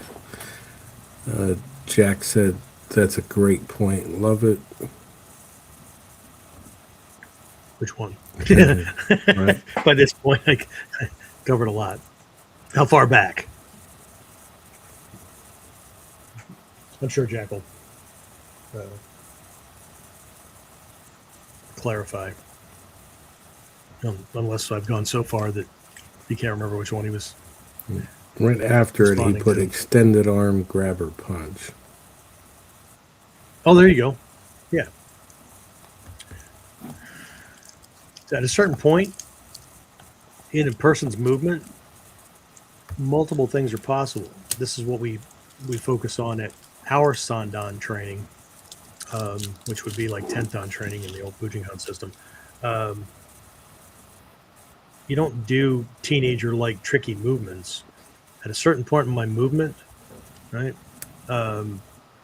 a right cross, shoulder, upper body looks the same as the setup for like a roundhouse kick, or there's a whole bunch of examples that can be done. So if I come in to throw a kick, but I drop my shoulder and move my elbow a little bit, like a hook's going to come out, I can draw their mind away from the kick. Okay, this is not like throw, relax it, and then throw the next thing. It's not the same. Okay. Anyway, so nothing else, James? No, nothing else. Okay, cool. All right, so again, let's go back to this thing. A bunch of years ago, right, during my studies in Tendaishu, my teacher, Reverend Jikai, he shared a lesson that stayed with me just ever since. I'm sure everybody can relate to hearing a lesson or whatever from a mentor, a teacher, whatever. And it's decades ago, and it's just right there, right? What he said was that enlightenment doesn't come from answers. Okay. Now I get it, that statement sounds strange at first, right? Because most of us spend our lives from early childhood, right? From the time we started school, even before that, right? Collecting answers. Like I said, we go to school for answers. We read books for answers. We attend seminars for answers. We ask teachers for answers, right? We want certainty. We want confidence. We want to know, right? So naturally, we assume that wisdom comes from accumulating enough answers. Okay? But it wasn't the end of the lesson, right? What he said was enlightenment comes from questions. And more importantly, Jeff, enlightenment comes from asking the right questions. Clearly, precisely, correctly, right? Because it's not just questions that determine answers. They do, right? But it's the quality of the question that determines the quality of the answer.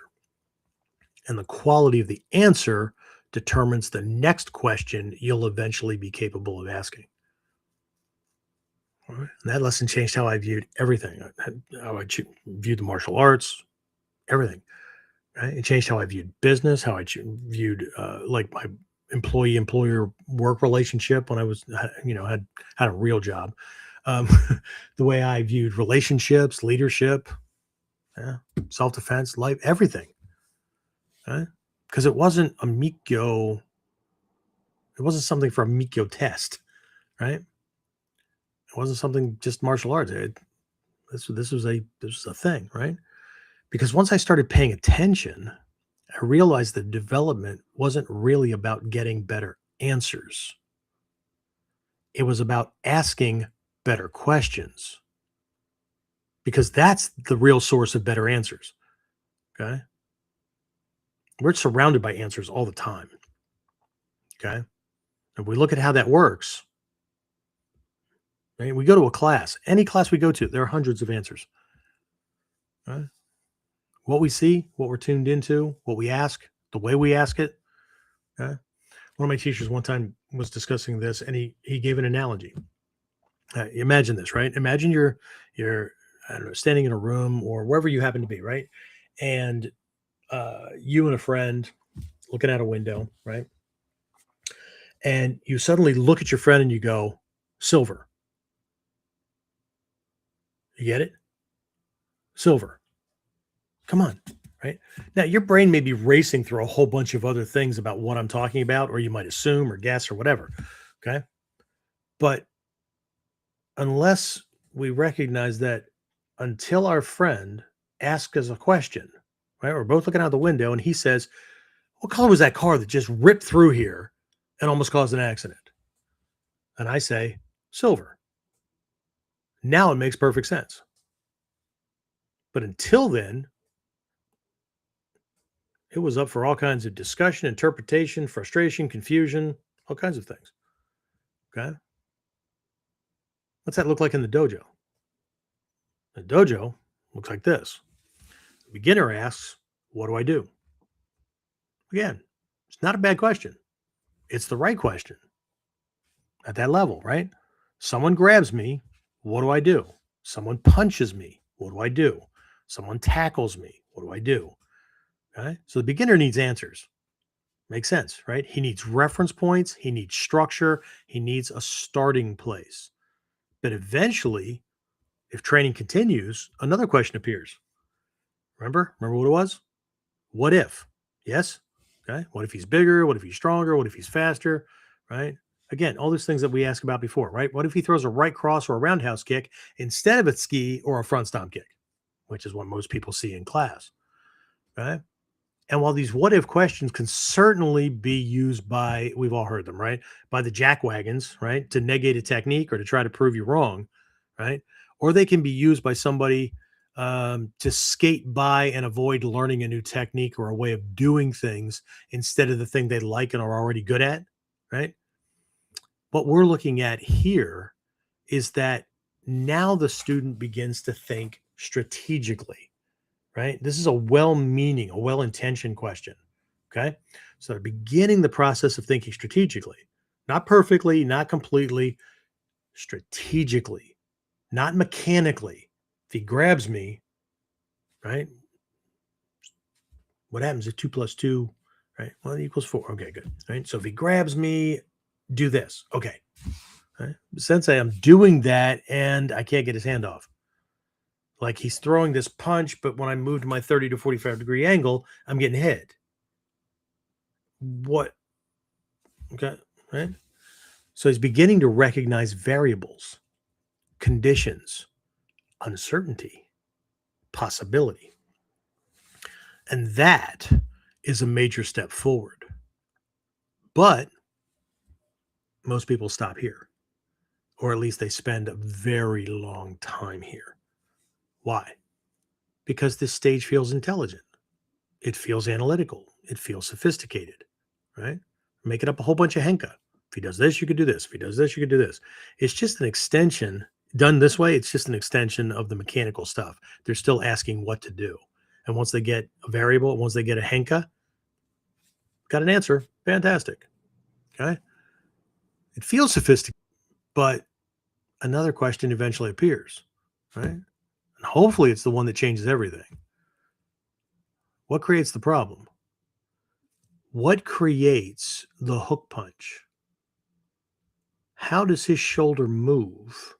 How does his elbow move? How does the humerus, right? The elbow to shoulder connection move that would signal a hook punch or the angle of that hook punch before he gets it off completely in my direction? Shit, look at that. It opens up the shoulder differently because the hand's no longer in front of the shoulder now. It actually creates a bubble between he and I that I could step into without getting punched. Interesting. Okay. Now we're moving upstream, right, of the event. We're moving upstream of the punch, the grab, whatever. Okay. So now instead of asking, how do I escape the grab? We ask, why was he able to grab me? Or why is he grabbing me that way? Or what does his arm positions tell me about how he has to grab because of the way the body is strong? Okay. So instead of how do I defend against the punch, we ask what conditions allowed that punch to develop that way and be strong. All right. Instead of how do I deal with a violent encounter, we're now asking what causes these encounters in the first place. Okay. How does this guy who postures this way, right? How's he going to punch? How's he going to kick? What does that posture tell me about his style? So that's moving way upstream, because if I've done my research, ninja, and instead of just surfing Hatsumi Sensei Bujinkan videos or whoever, right? I'm looking at certain fight styles, not to learn them, to learn how they posture, to launch their techniques. So now, if I'm facing somebody who's posturing a certain way, I don't have guarantees that he'll always do things the same way, but I've done enough research to go, he's more likely than not. And then I've already researched it. So if they typically punch this way or kick this way or whatever, then my evasion angle is, his open targets are, not guarantees, but I have a whole shit ton of information to operate off of. Okay. This is still right. This is the gathering of information and background behind a curriculum. Okay. Because now we're looking beyond events. We're examining causes, patterns, relationships. Yes. Okay. This is where awareness really begins to deepen. This is where strategy begins to emerge. Okay. And eventually, we keep going, another question pops up. Okay. And maybe it's the most important question of all. Okay. What creates the conditions? I have found, more often than not, that there is a correlation between build, athleticism, and age, and personality type, and a martial art that somebody will gravitate to, or a fight style that they'll gravitate to. Just like somebody's personality type, combined with whether or not they're an introvert or extrovert, okay, determines what kind of college or trade school or whatever, right, that will gravitate toward, what job options they will gravitate toward. There are exceptions, of course, right? But primary choices, dreams, those kind of things, they don't come out of the ether. They start with comfort. They start with somebody wanting things to be certain and predictable.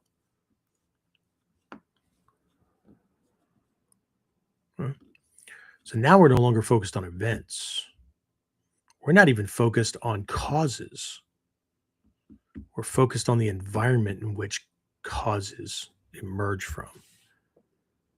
And I know, depending on where you are in your training, this might start to be sounding woo-woo and unrelated or whatever, but it's not. Okay.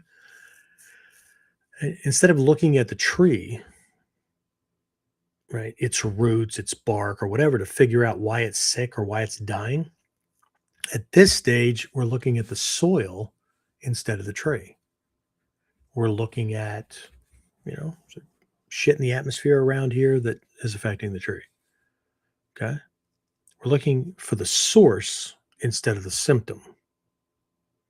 It's a difference between an MD who tracks symptoms and then gives you medication or whatever, and a DO, right, that will let you suffer in pain for a little bit, because that pain and that type of pain is coming from a very specific source.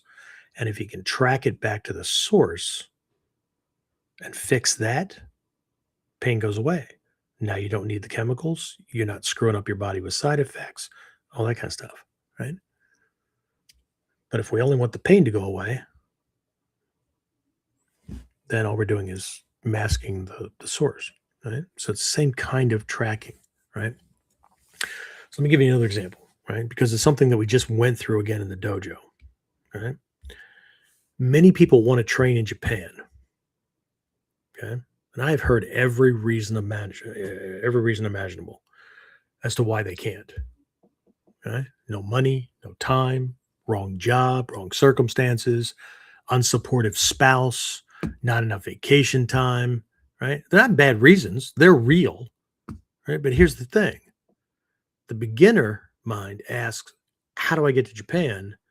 And then determines the answer based on current conditions, limitations, and such. Just like the new person coming in wants to know how to defend against a punch, wants to know how to get, somebody who's grabbing them off of them.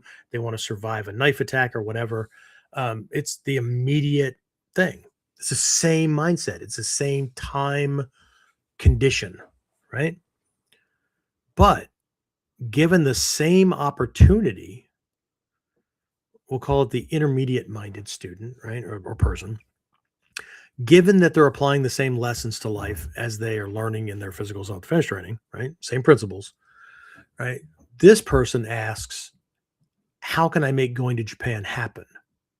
Not like, I'd like to go to Japan, but here's all the reasons I can't.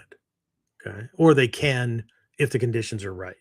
Right. But it's a snapshot in the moment. I got money in the bank, I can go. Whatever. Okay. But this person, regardless of conditions, how can I make going to Japan happen? This is what a lot of people don't understand. They think that the people who go or the people that do things or whatever have all the answers or have all the resources the moment the opportunity presents itself or the moment they establish the goal. I've had people go to Japan who had no freaking idea where the money was coming from, where they were getting time off work, all kinds of shit.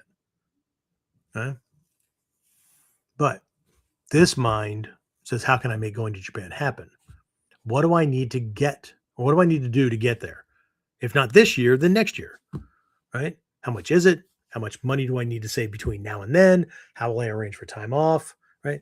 How will I set things up so that I can do something with my spouse before or after, so it's still a win-win kind of situation, right? Or how much extra do I need to take him along? Whatever, right? So instead of looking at the current conditions and limitations, the question is, how do I make it happen? The advanced student asks, what conditions would make annual training in Japan possible? What do I have to do on a regular basis? Whatever, right?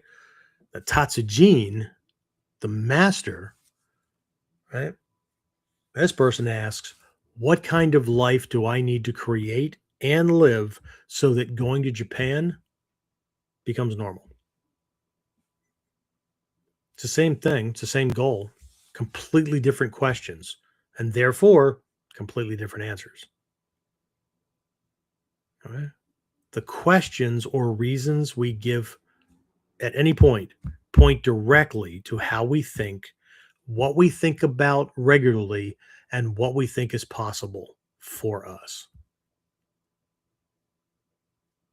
Budo Taijutsu deals with active threat in the moment because that's what's coming. Not a problem. If I couldn't influence it and couldn't stop it, could prevent it, that I have to be able to do that. Ninpo Taijutsu, how do I influence perceptions about me as a target worth spending any amount of time or effort on, whatever, right? What are people going to think now, right? So you beat up an old fat bald guy. Ooh. And probably the people picking on him, right? Don't know me, whatever. But that was the guy you went after. Oh, cool. Okay. Doesn't matter what I'm able to do. Okay. But that also sets me up for all kinds of other things because, I'm full of shit because I'm old, fat, and bald. I can't possibly be a powerful martial artist, or I'm a bad example for the martial arts. Tells me everything I need to know about what that person's perceptions are. And both people underestimate me. Because my wall climbing days and my back leaps and my, taking on somebody nose to nose, toe to toe, I haven't preferred that method since I was 20. Now, I can't use that. So if they think this is going to be a fair fight when they show up, again, this will be fun. Okay. So again, different questions, different perspective. You get that mindset. Those mindsets ask completely different questions, and they get completely different results. Okay. The questions or reasons that we point to, okay, say a lot about us, how we think, perspective, what we think is possible, whatever. Okay. And I don't want to digress into this being some kind of self-help seminar, because it's not. Okay. Because the same thing happens in self-defense. Same thing happens in training, right? The beginner sees the attack as it comes in and has to deal with it now. Okay. But the advanced practitioner sees the setup. The strategist sees the conditions. Okay. If I'm hanging out with friends in a bad part of town where shit happens all the time, my chances of being attacked go up exponentially. If I'm on vacation and one of the stops, say my wife were on a cruise, my wife and I were on a cruise, and we stopped in one of these Caribbean nations and whatnot. And last time we visited, it was beautiful. Crime rate was, was fine, all that, and something changed. And now we've got elements that we might only run into in Kingston or Georgetown in Jamaica, and now they're at this place. If I didn't do my research, or my awareness is such that I don't spot telltale signs in certain areas and then steer where we're going to go and how we're going to do things, or what I'm paying attention to, yeah, my experience there is probably going to be different. Okay. So the beginner sees the attack because they're way downstream. Okay. Advanced practitioner sees the setup, strategy sees the conditions. The Tatsujin increasingly sees possibilities. Okay. So we're not talking about just different techniques or different skill proficiency with the same or different skills. We're not. Right? We're talking about moving further and further upstream from the problem that's happening to us in the moment, which determines how much control we have in the moment. Okay. We're talking about shifts in perception in how and what we're able to see and account for before the punch is flying in our face, before that huge bill hits, before honey says, no, you can't go to Japan. Okay. This reminds me of a question I often ask students. Okay. And I obviously borrowed it, right? I'm sure you might have even heard this one, right? When's the best time to plant a tree if you want shade in your yard? The answer is 30 years ago. What's the second best time? Today. Okay. See, most people hear that and focus on the regret, the missed opportunity, the lost time, right? But there's another lesson hidden inside that story. Most people assume there's only one answer. Plant a tiny sapling, wait 30 years as it grows and develops, die before it fully matures and gives me shade. Okay? If I'm going to do it today, I don't know that I have 30 years in me. But what if I plant a larger tree, a larger sapling? What if I choose a species that grows faster? What if I do both? See, suddenly the limitation wasn't reality. It was imagination. It was perception. It was based on choices that I thought I was limited to. It was the question being asked. And that's one of the things I've noticed over and over again throughout my life. Okay. Most people use what if questions to prove something can't be done. What if I fail? What if it doesn't work? What if I'm too old? What if I don't have enough money? Right? What if I don't have enough talent? The question isn't really the question. When it's done this way, it's not. Okay? It's a conclusion disguised as a question. They've already made up their mind. They're just trying to maneuver or manage the conditions in a way where the other person has to concede and tell them that they're right. Okay. If you ever box me into a corner that way, I'll do the same thing I did to my wife on one of our first dates. She was fishing for a yes, dear. She was fishing for a you're right. We were at a restaurant. I slid out of the booth, turned and faced the table. I said, I know what's going on here. So I knelt down on the floor in Seiza and did a full-on bow.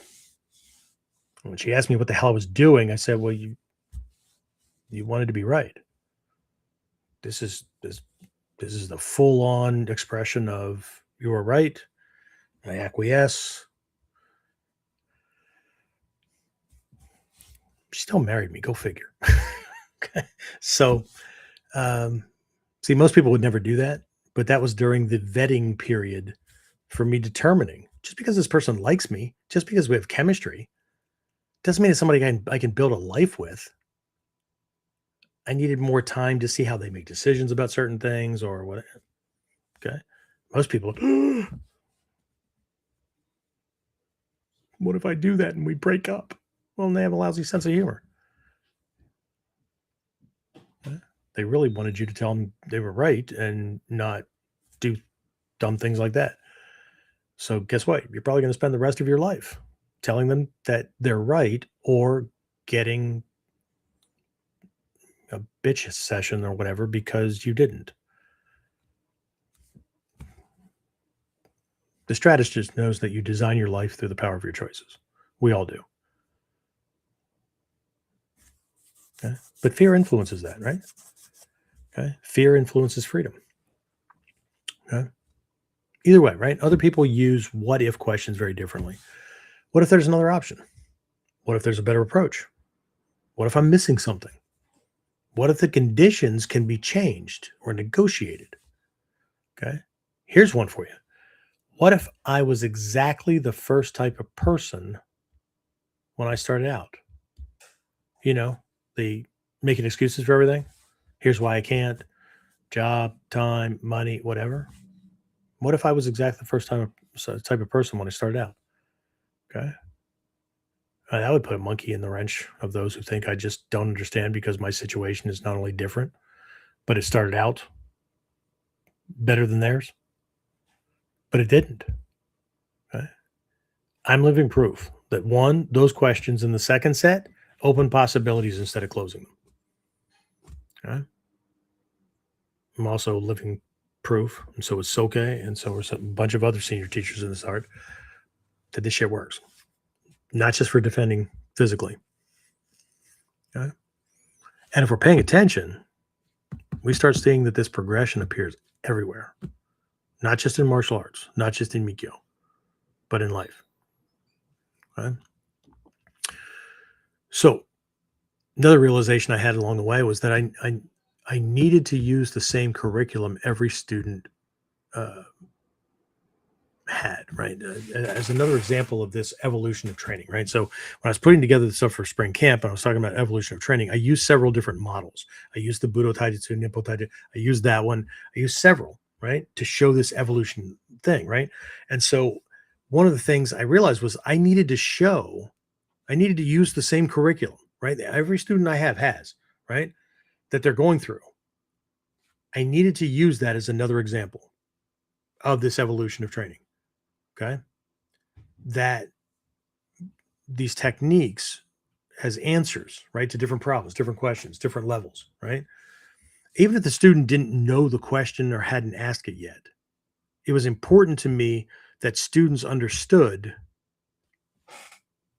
that the curriculum wasn't just teaching them a bunch of moves, it was leading them through this progression of greater and greater capabilities. Not just how to do moves and how to do things to another person's body, to how to solve for very specific questions. Okay. The questions were not around techniques. They were around problems. They were around concerns. They were around developmental stages. Okay. And I think that once my students saw that at camp, I don't think they're ever going to be able to look at that curriculum the same way again. Okay. At least I hope not. And that's okay. I'll just keep reminding them. Right. I'm like a nagging mom or Jewish grandmother. Right? You don't eat, you don't call. Right. So, and again, all this stems from like things I've noticed over the years, right? One of those things is that rank often creates confusion. Right? People see a black belt and assume that he knows more techniques, that he has more information. Okay? It's not necessarily not true, but they assume that because he has those things, that he's more advanced. What the hell does that mean? Okay. And while that may be true, I don't think that's what rank is supposed to represent. I've been taught that rank is supposed to, it's not for me, it's for my teacher. The belt, the level, or whatever tells my teacher when he's correcting something what I should already know, what I'm working on, and what the next correction he gives me should be. That prevents him from talking down to me, telling me something I already know, prevents him from talking way over my head and telling me something I don't have the foundation to get my head wrapped around, right? That it's actually going to be usable in the moment. Okay? It also tells him when he should look at me with that stink eye and go, at that level, this should be a foregone conclusion. How the hell are you still screwing that up? Why are you not better at this now than when you got it a year and a half ago? Right? At least the way I understand it. Okay. Because if we follow the logic that that I've been discussing, that I've been sharing, right? Rank should represent something more important. Okay. Not accumulation. It should represent capability. Not information. It should represent influence, ability to influence. Not complexity. It should represent more and more levels of freedom to exercise options. Okay. In other words, what problems can you reliably solve? What conditions can you reliably influence? Right? Not guess at, not get right sometimes, not others, right? What levels of chaos can you navigate successfully? Okay. You understand? All right.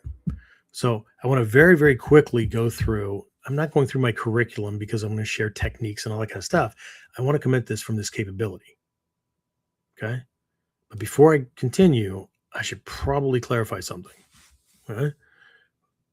That when I refer to Shodan, Nidan, Sandan, everybody knows what those mean, right? First degree, second degree, whatever. Okay. But when I refer to those within my curriculum, I'm speaking about developmental stages and capability within the system that I've been teaching and refining for decades. Those don't necessarily correspond one for one with how rank has historically been awarded in Japan. Okay. In Japan, the early ranks traditionally focused on a much smaller technical foundation, with much of the material from the Tenshinryaku no Maki explored after you got your Shodan. Okay. My curriculum evolved differently because I was trying to answer different questions. Specifically, what does a modern Western student need to know in order to function safely and effectively in the kinds of self-defense situations that he or she is most likely to face here during this era? Okay. So while the rank labels may be familiar, the developmental milestones attached to those labels are not always identical. Okay.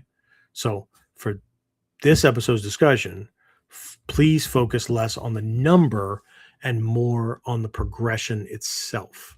Okay. Because only those people focused on rank and how high their number is compared to others are going to care about that at all anyway. Okay. So very quickly, let's begin with Shodan.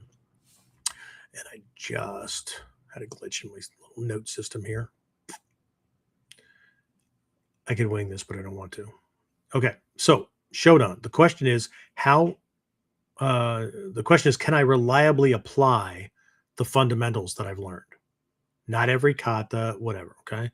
How reliably can I apply Onikudaki, Omote Gyaku, Ichimonji no kata? How reliably can I take up Kamae and control his access and whatnot? Okay, Nagash, those kind of things, right? Most people think black belt means mastery. I think black belt means competency. At least it should. Shodan answers a simple question. Shodan answers a simple question. Do I know the fundamental tools? Can I use them under pressure in the dojo? Can I recognize when they apply, when they don't? Obviously, can I execute them, right? Not perfectly, not masterfully, reliably. Okay. What I mean is, do I know the mechanical setup needed for them to be doable on the fly in a moving situation at least 80% full speed and get that part right?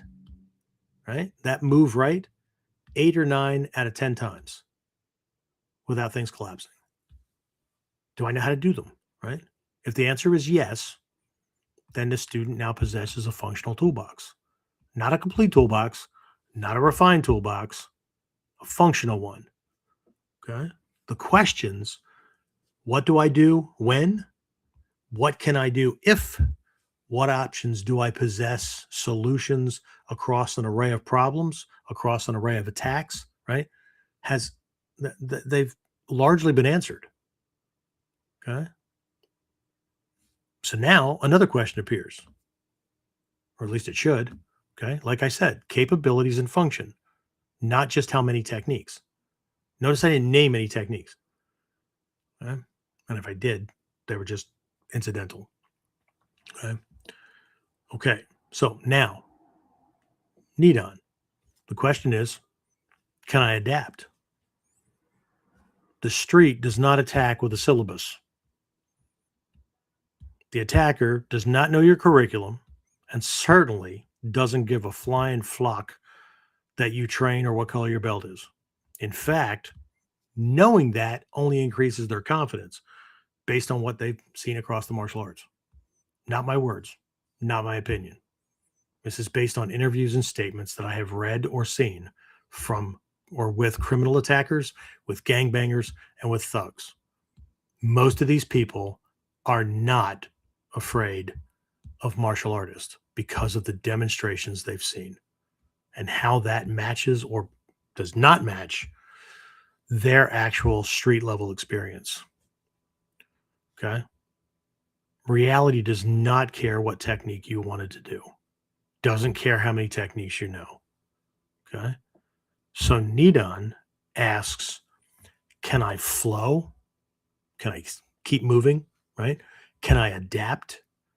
Can I move from one answer, one technique to another without freezing? Can I string together my fundamentals based on what the attacker is actually doing instead of what I hoped he would do, what I thought he would do, what I assumed he would do? Okay? No matter what his attack or fight style is. Okay? Not in the dojo, not with predictable training, but where it matters. Can I do that? Okay? And this is where students begin discovering something really important. Okay? The techniques were never the point. The principles were. The fundamentals were. The relationships between things were. Okay? At Nidon, we're learning how to navigate uncertainty, not merely execute techniques better. We're not trying to eliminate it. We're not trying to eliminate chaos. We're not trying to eliminate uncertainty. Okay? At this point, we are able to navigate these things. Right? And all that matters at this stage, all that matters here is, can I defend against, can I deal with, or otherwise escape an attack thrown by the average attacker on the street, unarmed, right? Unarmed attacker, throwing whatever he wants by using taijutsu alone without falling back on, I don't know, tic-tac-toe, high school wrestling, whatever. Okay. If not, then that's Shodan level. Not that Shodan can't use things on the street or whatever, but I don't expect flow. I don't expect, I mean, things are going to be rough around the edges. And if they skip a beat, they might have to throw something from something else that they have learned. Okay. Again, my curriculum, not somebody else's. Okay. This is also what Hatsumi Sensei expected at 8th or 9th Dan, which is his description of those. Again, his words, not mine, is what matches our. Again, this is why I want people to steer away from freaking numbers. Okay. Because it's about capability. Okay. Right. Capability, not merely ability. Right? Everybody has abilities. Right? And once we can do that, again, a new question pops up. Okay. And that is, can I influence outcomes? Because at Nidon, all you give a shit about is getting this person off of me, knocking them down, getting out, right? Successfully concluding this in our favor. Okay. I don't care how. Okay. So now this is where training begins changing dramatically. Okay. My teachers told me and always made the point that anybody who sticks around long enough can make Shodan. You're just learning stuff. Not just learning stuff, but you get the idea, right? Anybody willing to do the work can make Nidon. But after that, all bets were off. Because this is the stage where physical prowess and ability in that direction, it's not that you're not learning new techniques or new henka, new approaches or whatever, but this isn't the primary anymore. At this stage, it's about perception, it's about influence, and it's about control. Okay. The question is no longer what technique should I do. Okay. It's not, can I win the fight and get away? Right. Now the question becomes, what outcome do I need? Do I need him on the ground? If I do I need him face down? Do I need him on his side? Do I need him controlled or restrained? Do I need to move him toward a door and out so I can close the door and bar it and then make my next action from there? Do I need to protect my family while we're exiting a situation? Do I need to create time? Do I need to create space? Okay. Do I need to be able to do a quick pat across his body in certain areas as I'm evading to see if he has a hidden weapon, usually along the waistband or pocket of a hoodie, right? Or the back side, that kind of thing, right? Can I draw my own weapon during the execution of a technique? Okay. So now we're working backward from outcome. Instead of just doing stuff to match him and being happy with whatever happens, which is cool. That's really where self-defense ends, right? Okay. Now, I may need something very specific, which means that a whole bunch of my technique options are now off the table because they don't produce that result. And now I need to either catch him doing a certain thing, or here's where the influence comes in. If I can, through positioning, movement, alignment, whatever, get him to throw the punch or grab or whatever that I need, because let's say I need him on his chest, face down. Okay. Uragyaku, Ganseki Osai, an arm bar, something like that, that's going to work well, right? Something with a sweep where he's going to land chest down. Otherwise, I have to fight more to get him over. I mean, you can get somebody to land any way you want, but I need to get him over, right? But if I can just lead him into that, great. But how the hell do I just duck whatever and then hope to grab the thing that, now I need to influence what he chooses to throw at me. So he throws what I need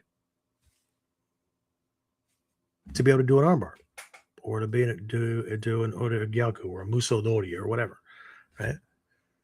Okay. See, we're further upstream. And at this point, we need to pay attention to the cause and effect of things. Okay? And this is the stage where I also start introducing multiple unarmed attackers. Okay? It's not because multiple attackers are inherently advanced. I mean, they're obviously more difficult, but it's not because you're not working with human bodies. Okay?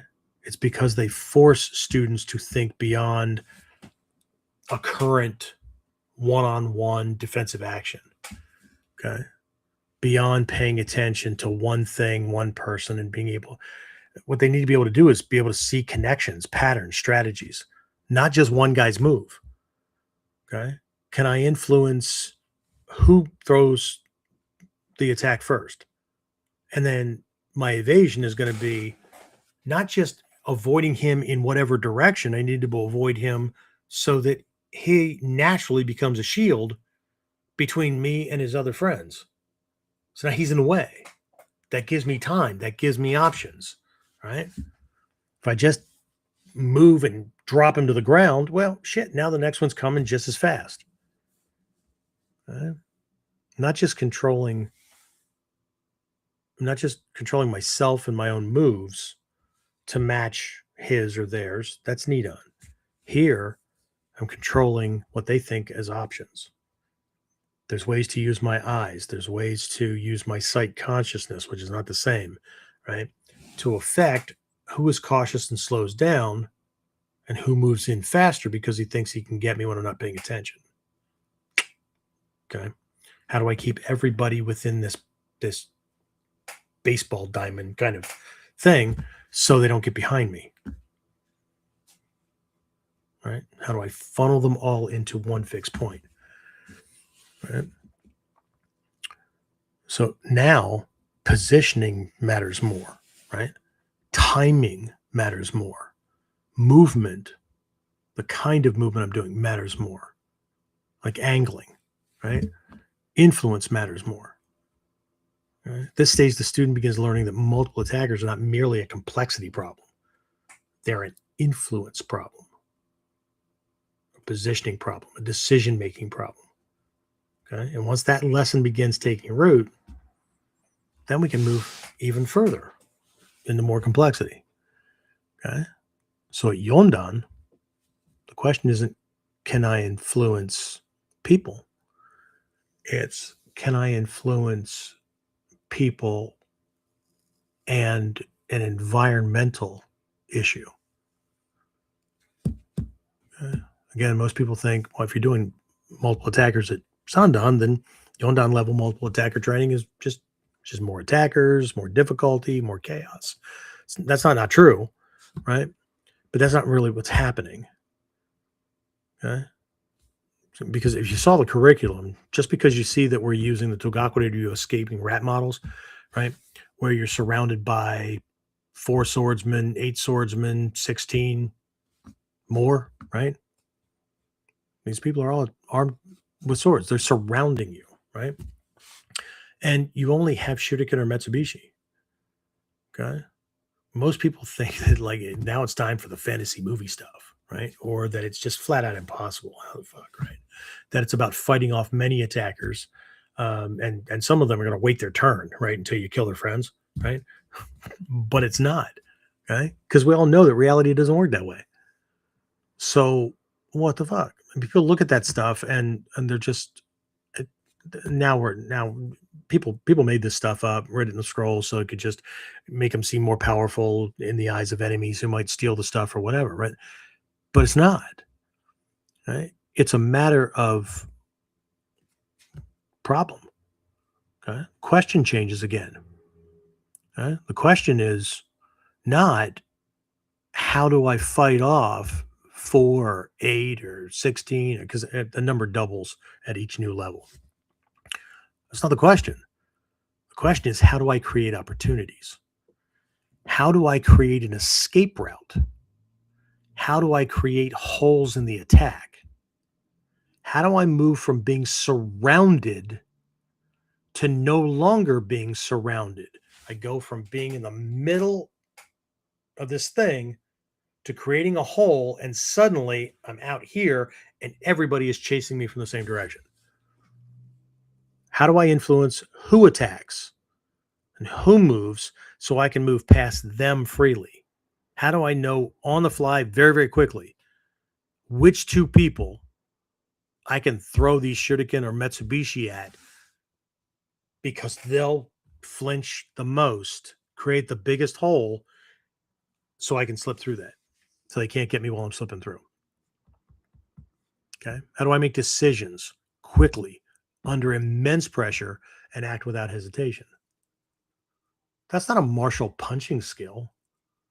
That's a control your damn heart and control your shit skill. Right? How do I influence movement within the environment itself? Right, so this is where conventional multiple attacker training begins expanding into advanced Mutodori concepts. Okay, because Mutodori is not just about defending unarmed against a sword using these cool moves. there's a bunch of conditions in there. There's a reason that that stuff is moved way up here in the higher levels, not because it's secret. It's because you need to have your shit together in all these lower levels. Okay, because we're not merely dealing with multiple attackers or multiple unarmed attackers or whatever, right? Now we're dealing with armed attackers with blades, with the worst problem you could have ended up facing in H Japan, right? Which opens up a whole other can of worms, right? In today's world, it's probably not swords, it's knives, iron clubs, and eventually it has to transition to guns. Okay? It's just nature. It's just the nature of the world. It's the nature of our times.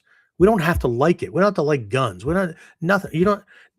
We have a shirt in our pro shop that says nobody ever said you had to like it. But as warrior protectors, we do have to deal with it, or we have to be prepared to deal with it. Okay.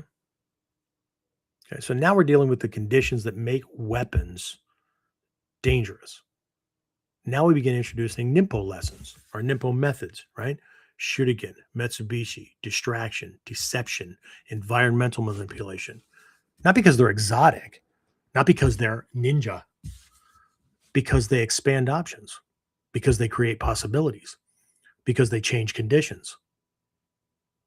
This is where the student begins understanding that Ninpo was never about fighting harder or fighting trickier or whatever, right? It was about increasing available solutions, increasing freedom, increasing influence, increasing what? Capabilities. We keep moving further and further upstream of the actual attack that we were worried about when we first started. Okay, unless we're still there mentally, right?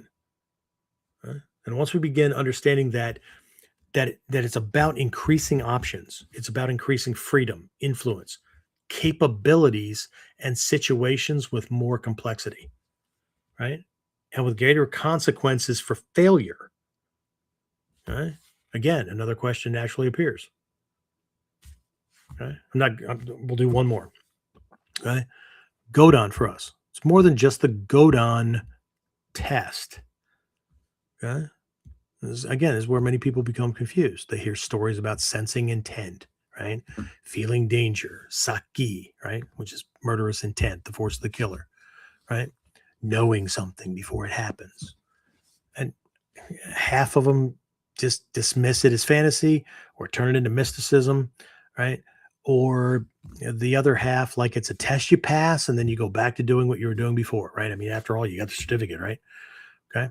But I don't think any of those responses is particularly useful, especially in increasing capabilities, right? Do you? I don't. What interests me is the direction, because the progression has always been what? Moving further upstream. First we reacted to attacks. Then we adapted to attacks. Then we influenced attacks. Then we influenced environments. Then we influenced conditions. Eventually, we begin recognizing things before they fully manifest. Right? We're no longer waiting for the fist to move or his eye to twitch or whatever, right? We're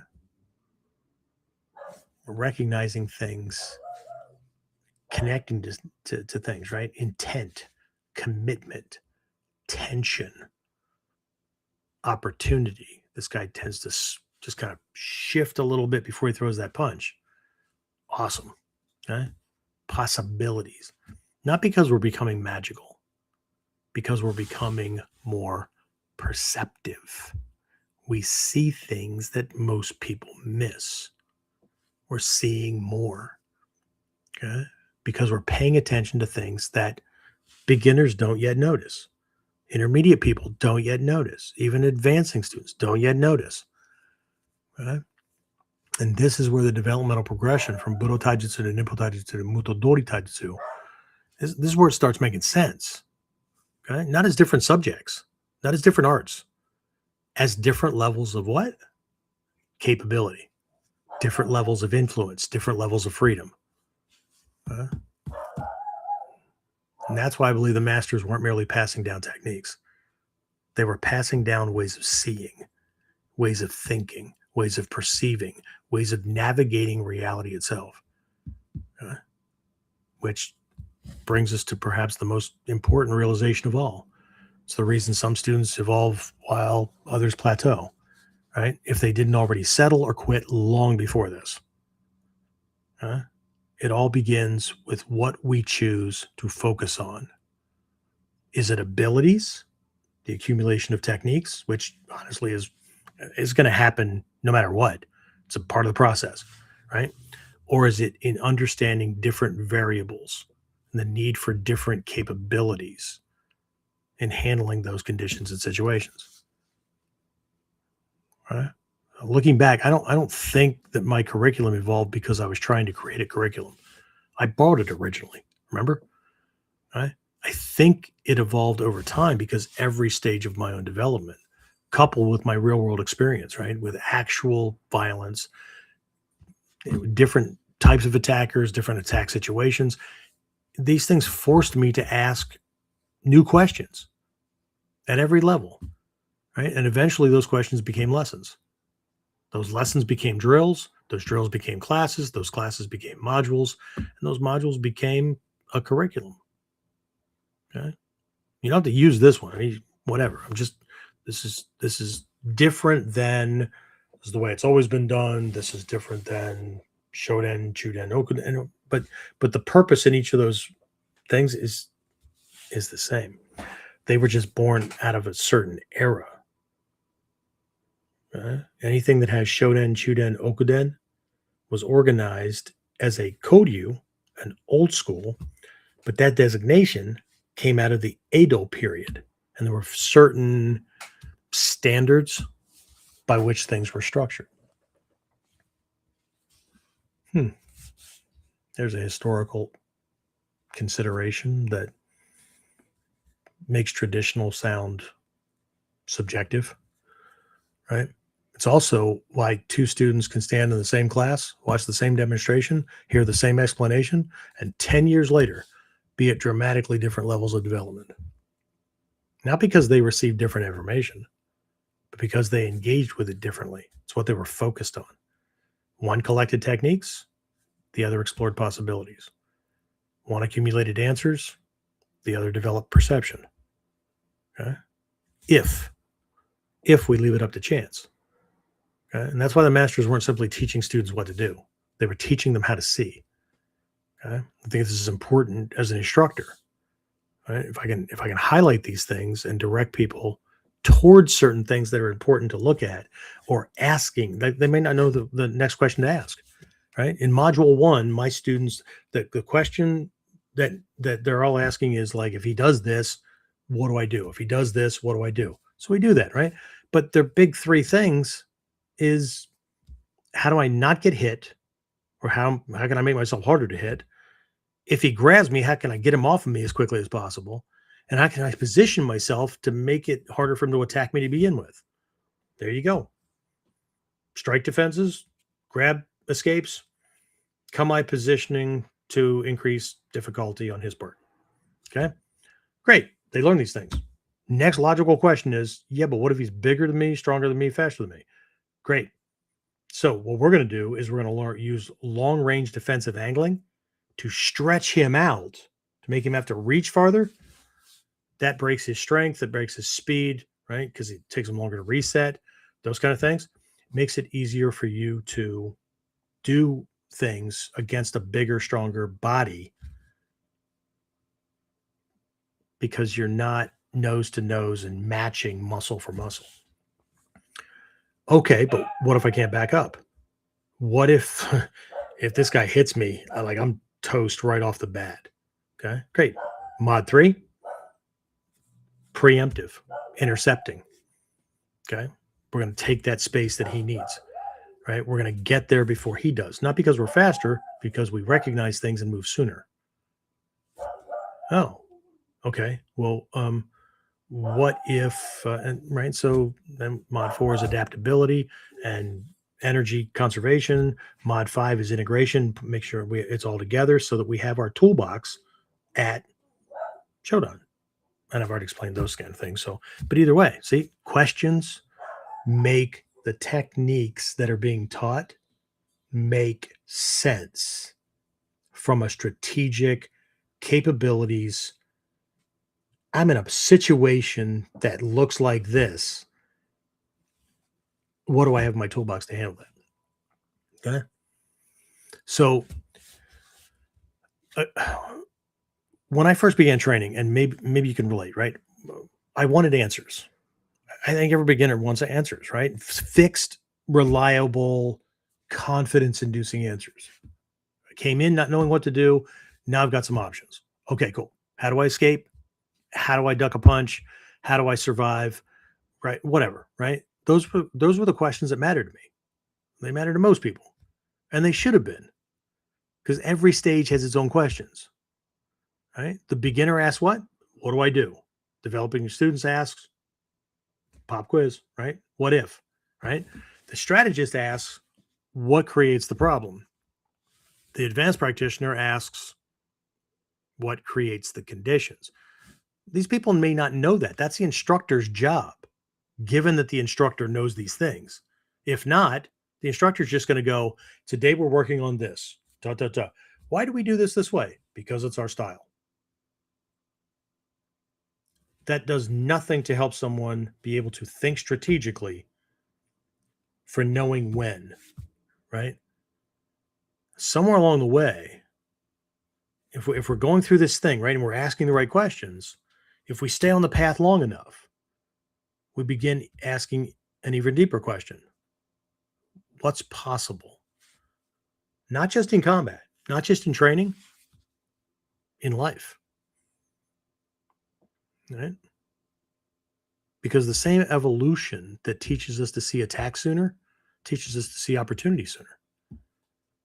We're not just learning moves. Our brain is rewiring to see things that once it's wired, we can't unsee. And we can see it everywhere. The same evolution that teaches us to recognize dangerous conditions teaches us to recognize limiting beliefs. So Hatsumi Sensei, like he would say things like, I'm not teaching you how to be a fighter. I'm teaching you how to live, whatever, right? And he would do entire conversations about the point of all this is to become a regular person, right? An ordinary human being. What he's talking about is being able to live just like everybody else does. Everybody lives, day to day, say la vie, no concerns or whatever, until the fucking bill hits, until whatever they kept trying to like brush aside and do all the fun stuff, right? Until it hits them in the face, right? What he's talking about is having so much control over conditions and being so far upstream that just looks like you're just like everybody else, except you're not. Because you're not stressed about those things because you have a light control on them so they don't become that thing that surprises you out of the blue. Like out of the blue, man, he just punched me in the face. How the hell did he get that close? How did he wind up and we didn't see it coming? Okay. And perhaps, maybe, that's what the masters were pointing to all along. Okay. Not saying they weren't warriors. I'm not saying they couldn't punch, throw. Of course, none of that goes away because we get to these higher levels. Just like the rest of the house didn't go away because we're going to put the roof on top. Okay, working on the roof. Great. Shit. Okay. Not simply better techniques. Better perception. Better judgment. Better questions. A greater ability to see what others miss. Because of that, a greater ability to create possibilities others never recognize. Okay? Yes, the techniques matter. The kata matter. The drills matter, just in case you needed me to say that. Okay? But only because they're helping us develop something deeper. The ability to see clearly, to choose wisely, right? And to move through life with increasing levels of capability, influence, and freedom, right? I mean, after all, Hatsumi Sensei is the role model, not just for punching. Has anybody bothered to pay attention to his life? how many books he freaking wrote. Not just that he wrote books, but the fact that publishers like, oh yeah, write another one, right? How many can you write in 1 year? Okay? About the same subject. People bought them, right? All this kind of stuff, right? That's the real meaning of progress. And that's why instructors don't teach the way students think. Okay, so that's it for this one, right? If you're joining me this week for Warriors Whiteboard Wednesday, we'll be taking this to the technique level and focusing on answering very specific questions around how do you control his whole body when all you have is his hand? How do I control someone bigger without overpowering him? What can I do when his hand is the only thing I can reach or the only thing I have control of, right? How do I create a whole body control from one small point of contact? How do I stop him from hurting me without having to wrestle his entire body? Okay. Most of you already know this, right? In the Bujinkan and other jujitsu, jutaijutsu, whatever, and a bunch of other systems, right, that contain this thing. One of the primary ways that we study this is through gyakute, wrist reversals and hand controls. But the wrist lock isn't the real lesson. I just asked questions that point to the real lesson. The real lesson is leverage. The real lesson is structure. The real lesson is how a small point of contact can control a much larger problem. It's not about twisting the wrist. You can twist the wrist and not get anything. You still get kicked or punched in the face or whatever. Okay. So that'll be an interesting one. So I hope you can join me for that one, because when we can see that the technique is the answer to critical strategic questions, it makes more sense to be in the curriculum than merely being a neat thing to do to someone to cause pain to some part of his body. Okay. When we can do that, now we're thinking strategically and tactically. We're not just learning cool ninja moves. We're not just accepting a lesson just because the teacher taught it and just because it's in the curriculum. I'm not trying to be blasphemous, but man. So anyway, let me wrap this up with this final thought for you. Okay. Because if you look at everything we've discussed over this episode and over the last few days, for those of you who are in the dojo or on virtually whatever for spring camp, right? That's really the filter, isn't it? Right? Not, is this technique traditional? Not, is this technique advanced? Not, is this technique cool? But what question, what problem does this technique answer? And I think more importantly, is that question important enough to justify spending training time on it? That is an entirely different way of evaluating curriculum. And actually, it's a very different way of evaluating everything, right? Our time and resources are finite. You don't have infinite stuff, right? Our energy, our attention, everything, right? So how do we gauge whether something is worth the time, effort, money, or whatever to develop it if we don't know what it solves? If we don't know what it does for us, other than get us a new belt rank, right? Anyway, I appreciate you spending your time, effort, energy, all that kind of stuff, right, with James and I on this topic for the past. This is a long one. Anyway, James, any questions or comments that came up before we go ahead and wrap this up? Maury said, amazing Kuden, thank you. Do I touch my stay? Don't mention it. Did it? And yeah, that's it. All right. Well, that means I put everybody else to sleep. Seriously, it's 3 hours and you're still talking. Yeah, no, I'm done. But, I don't know.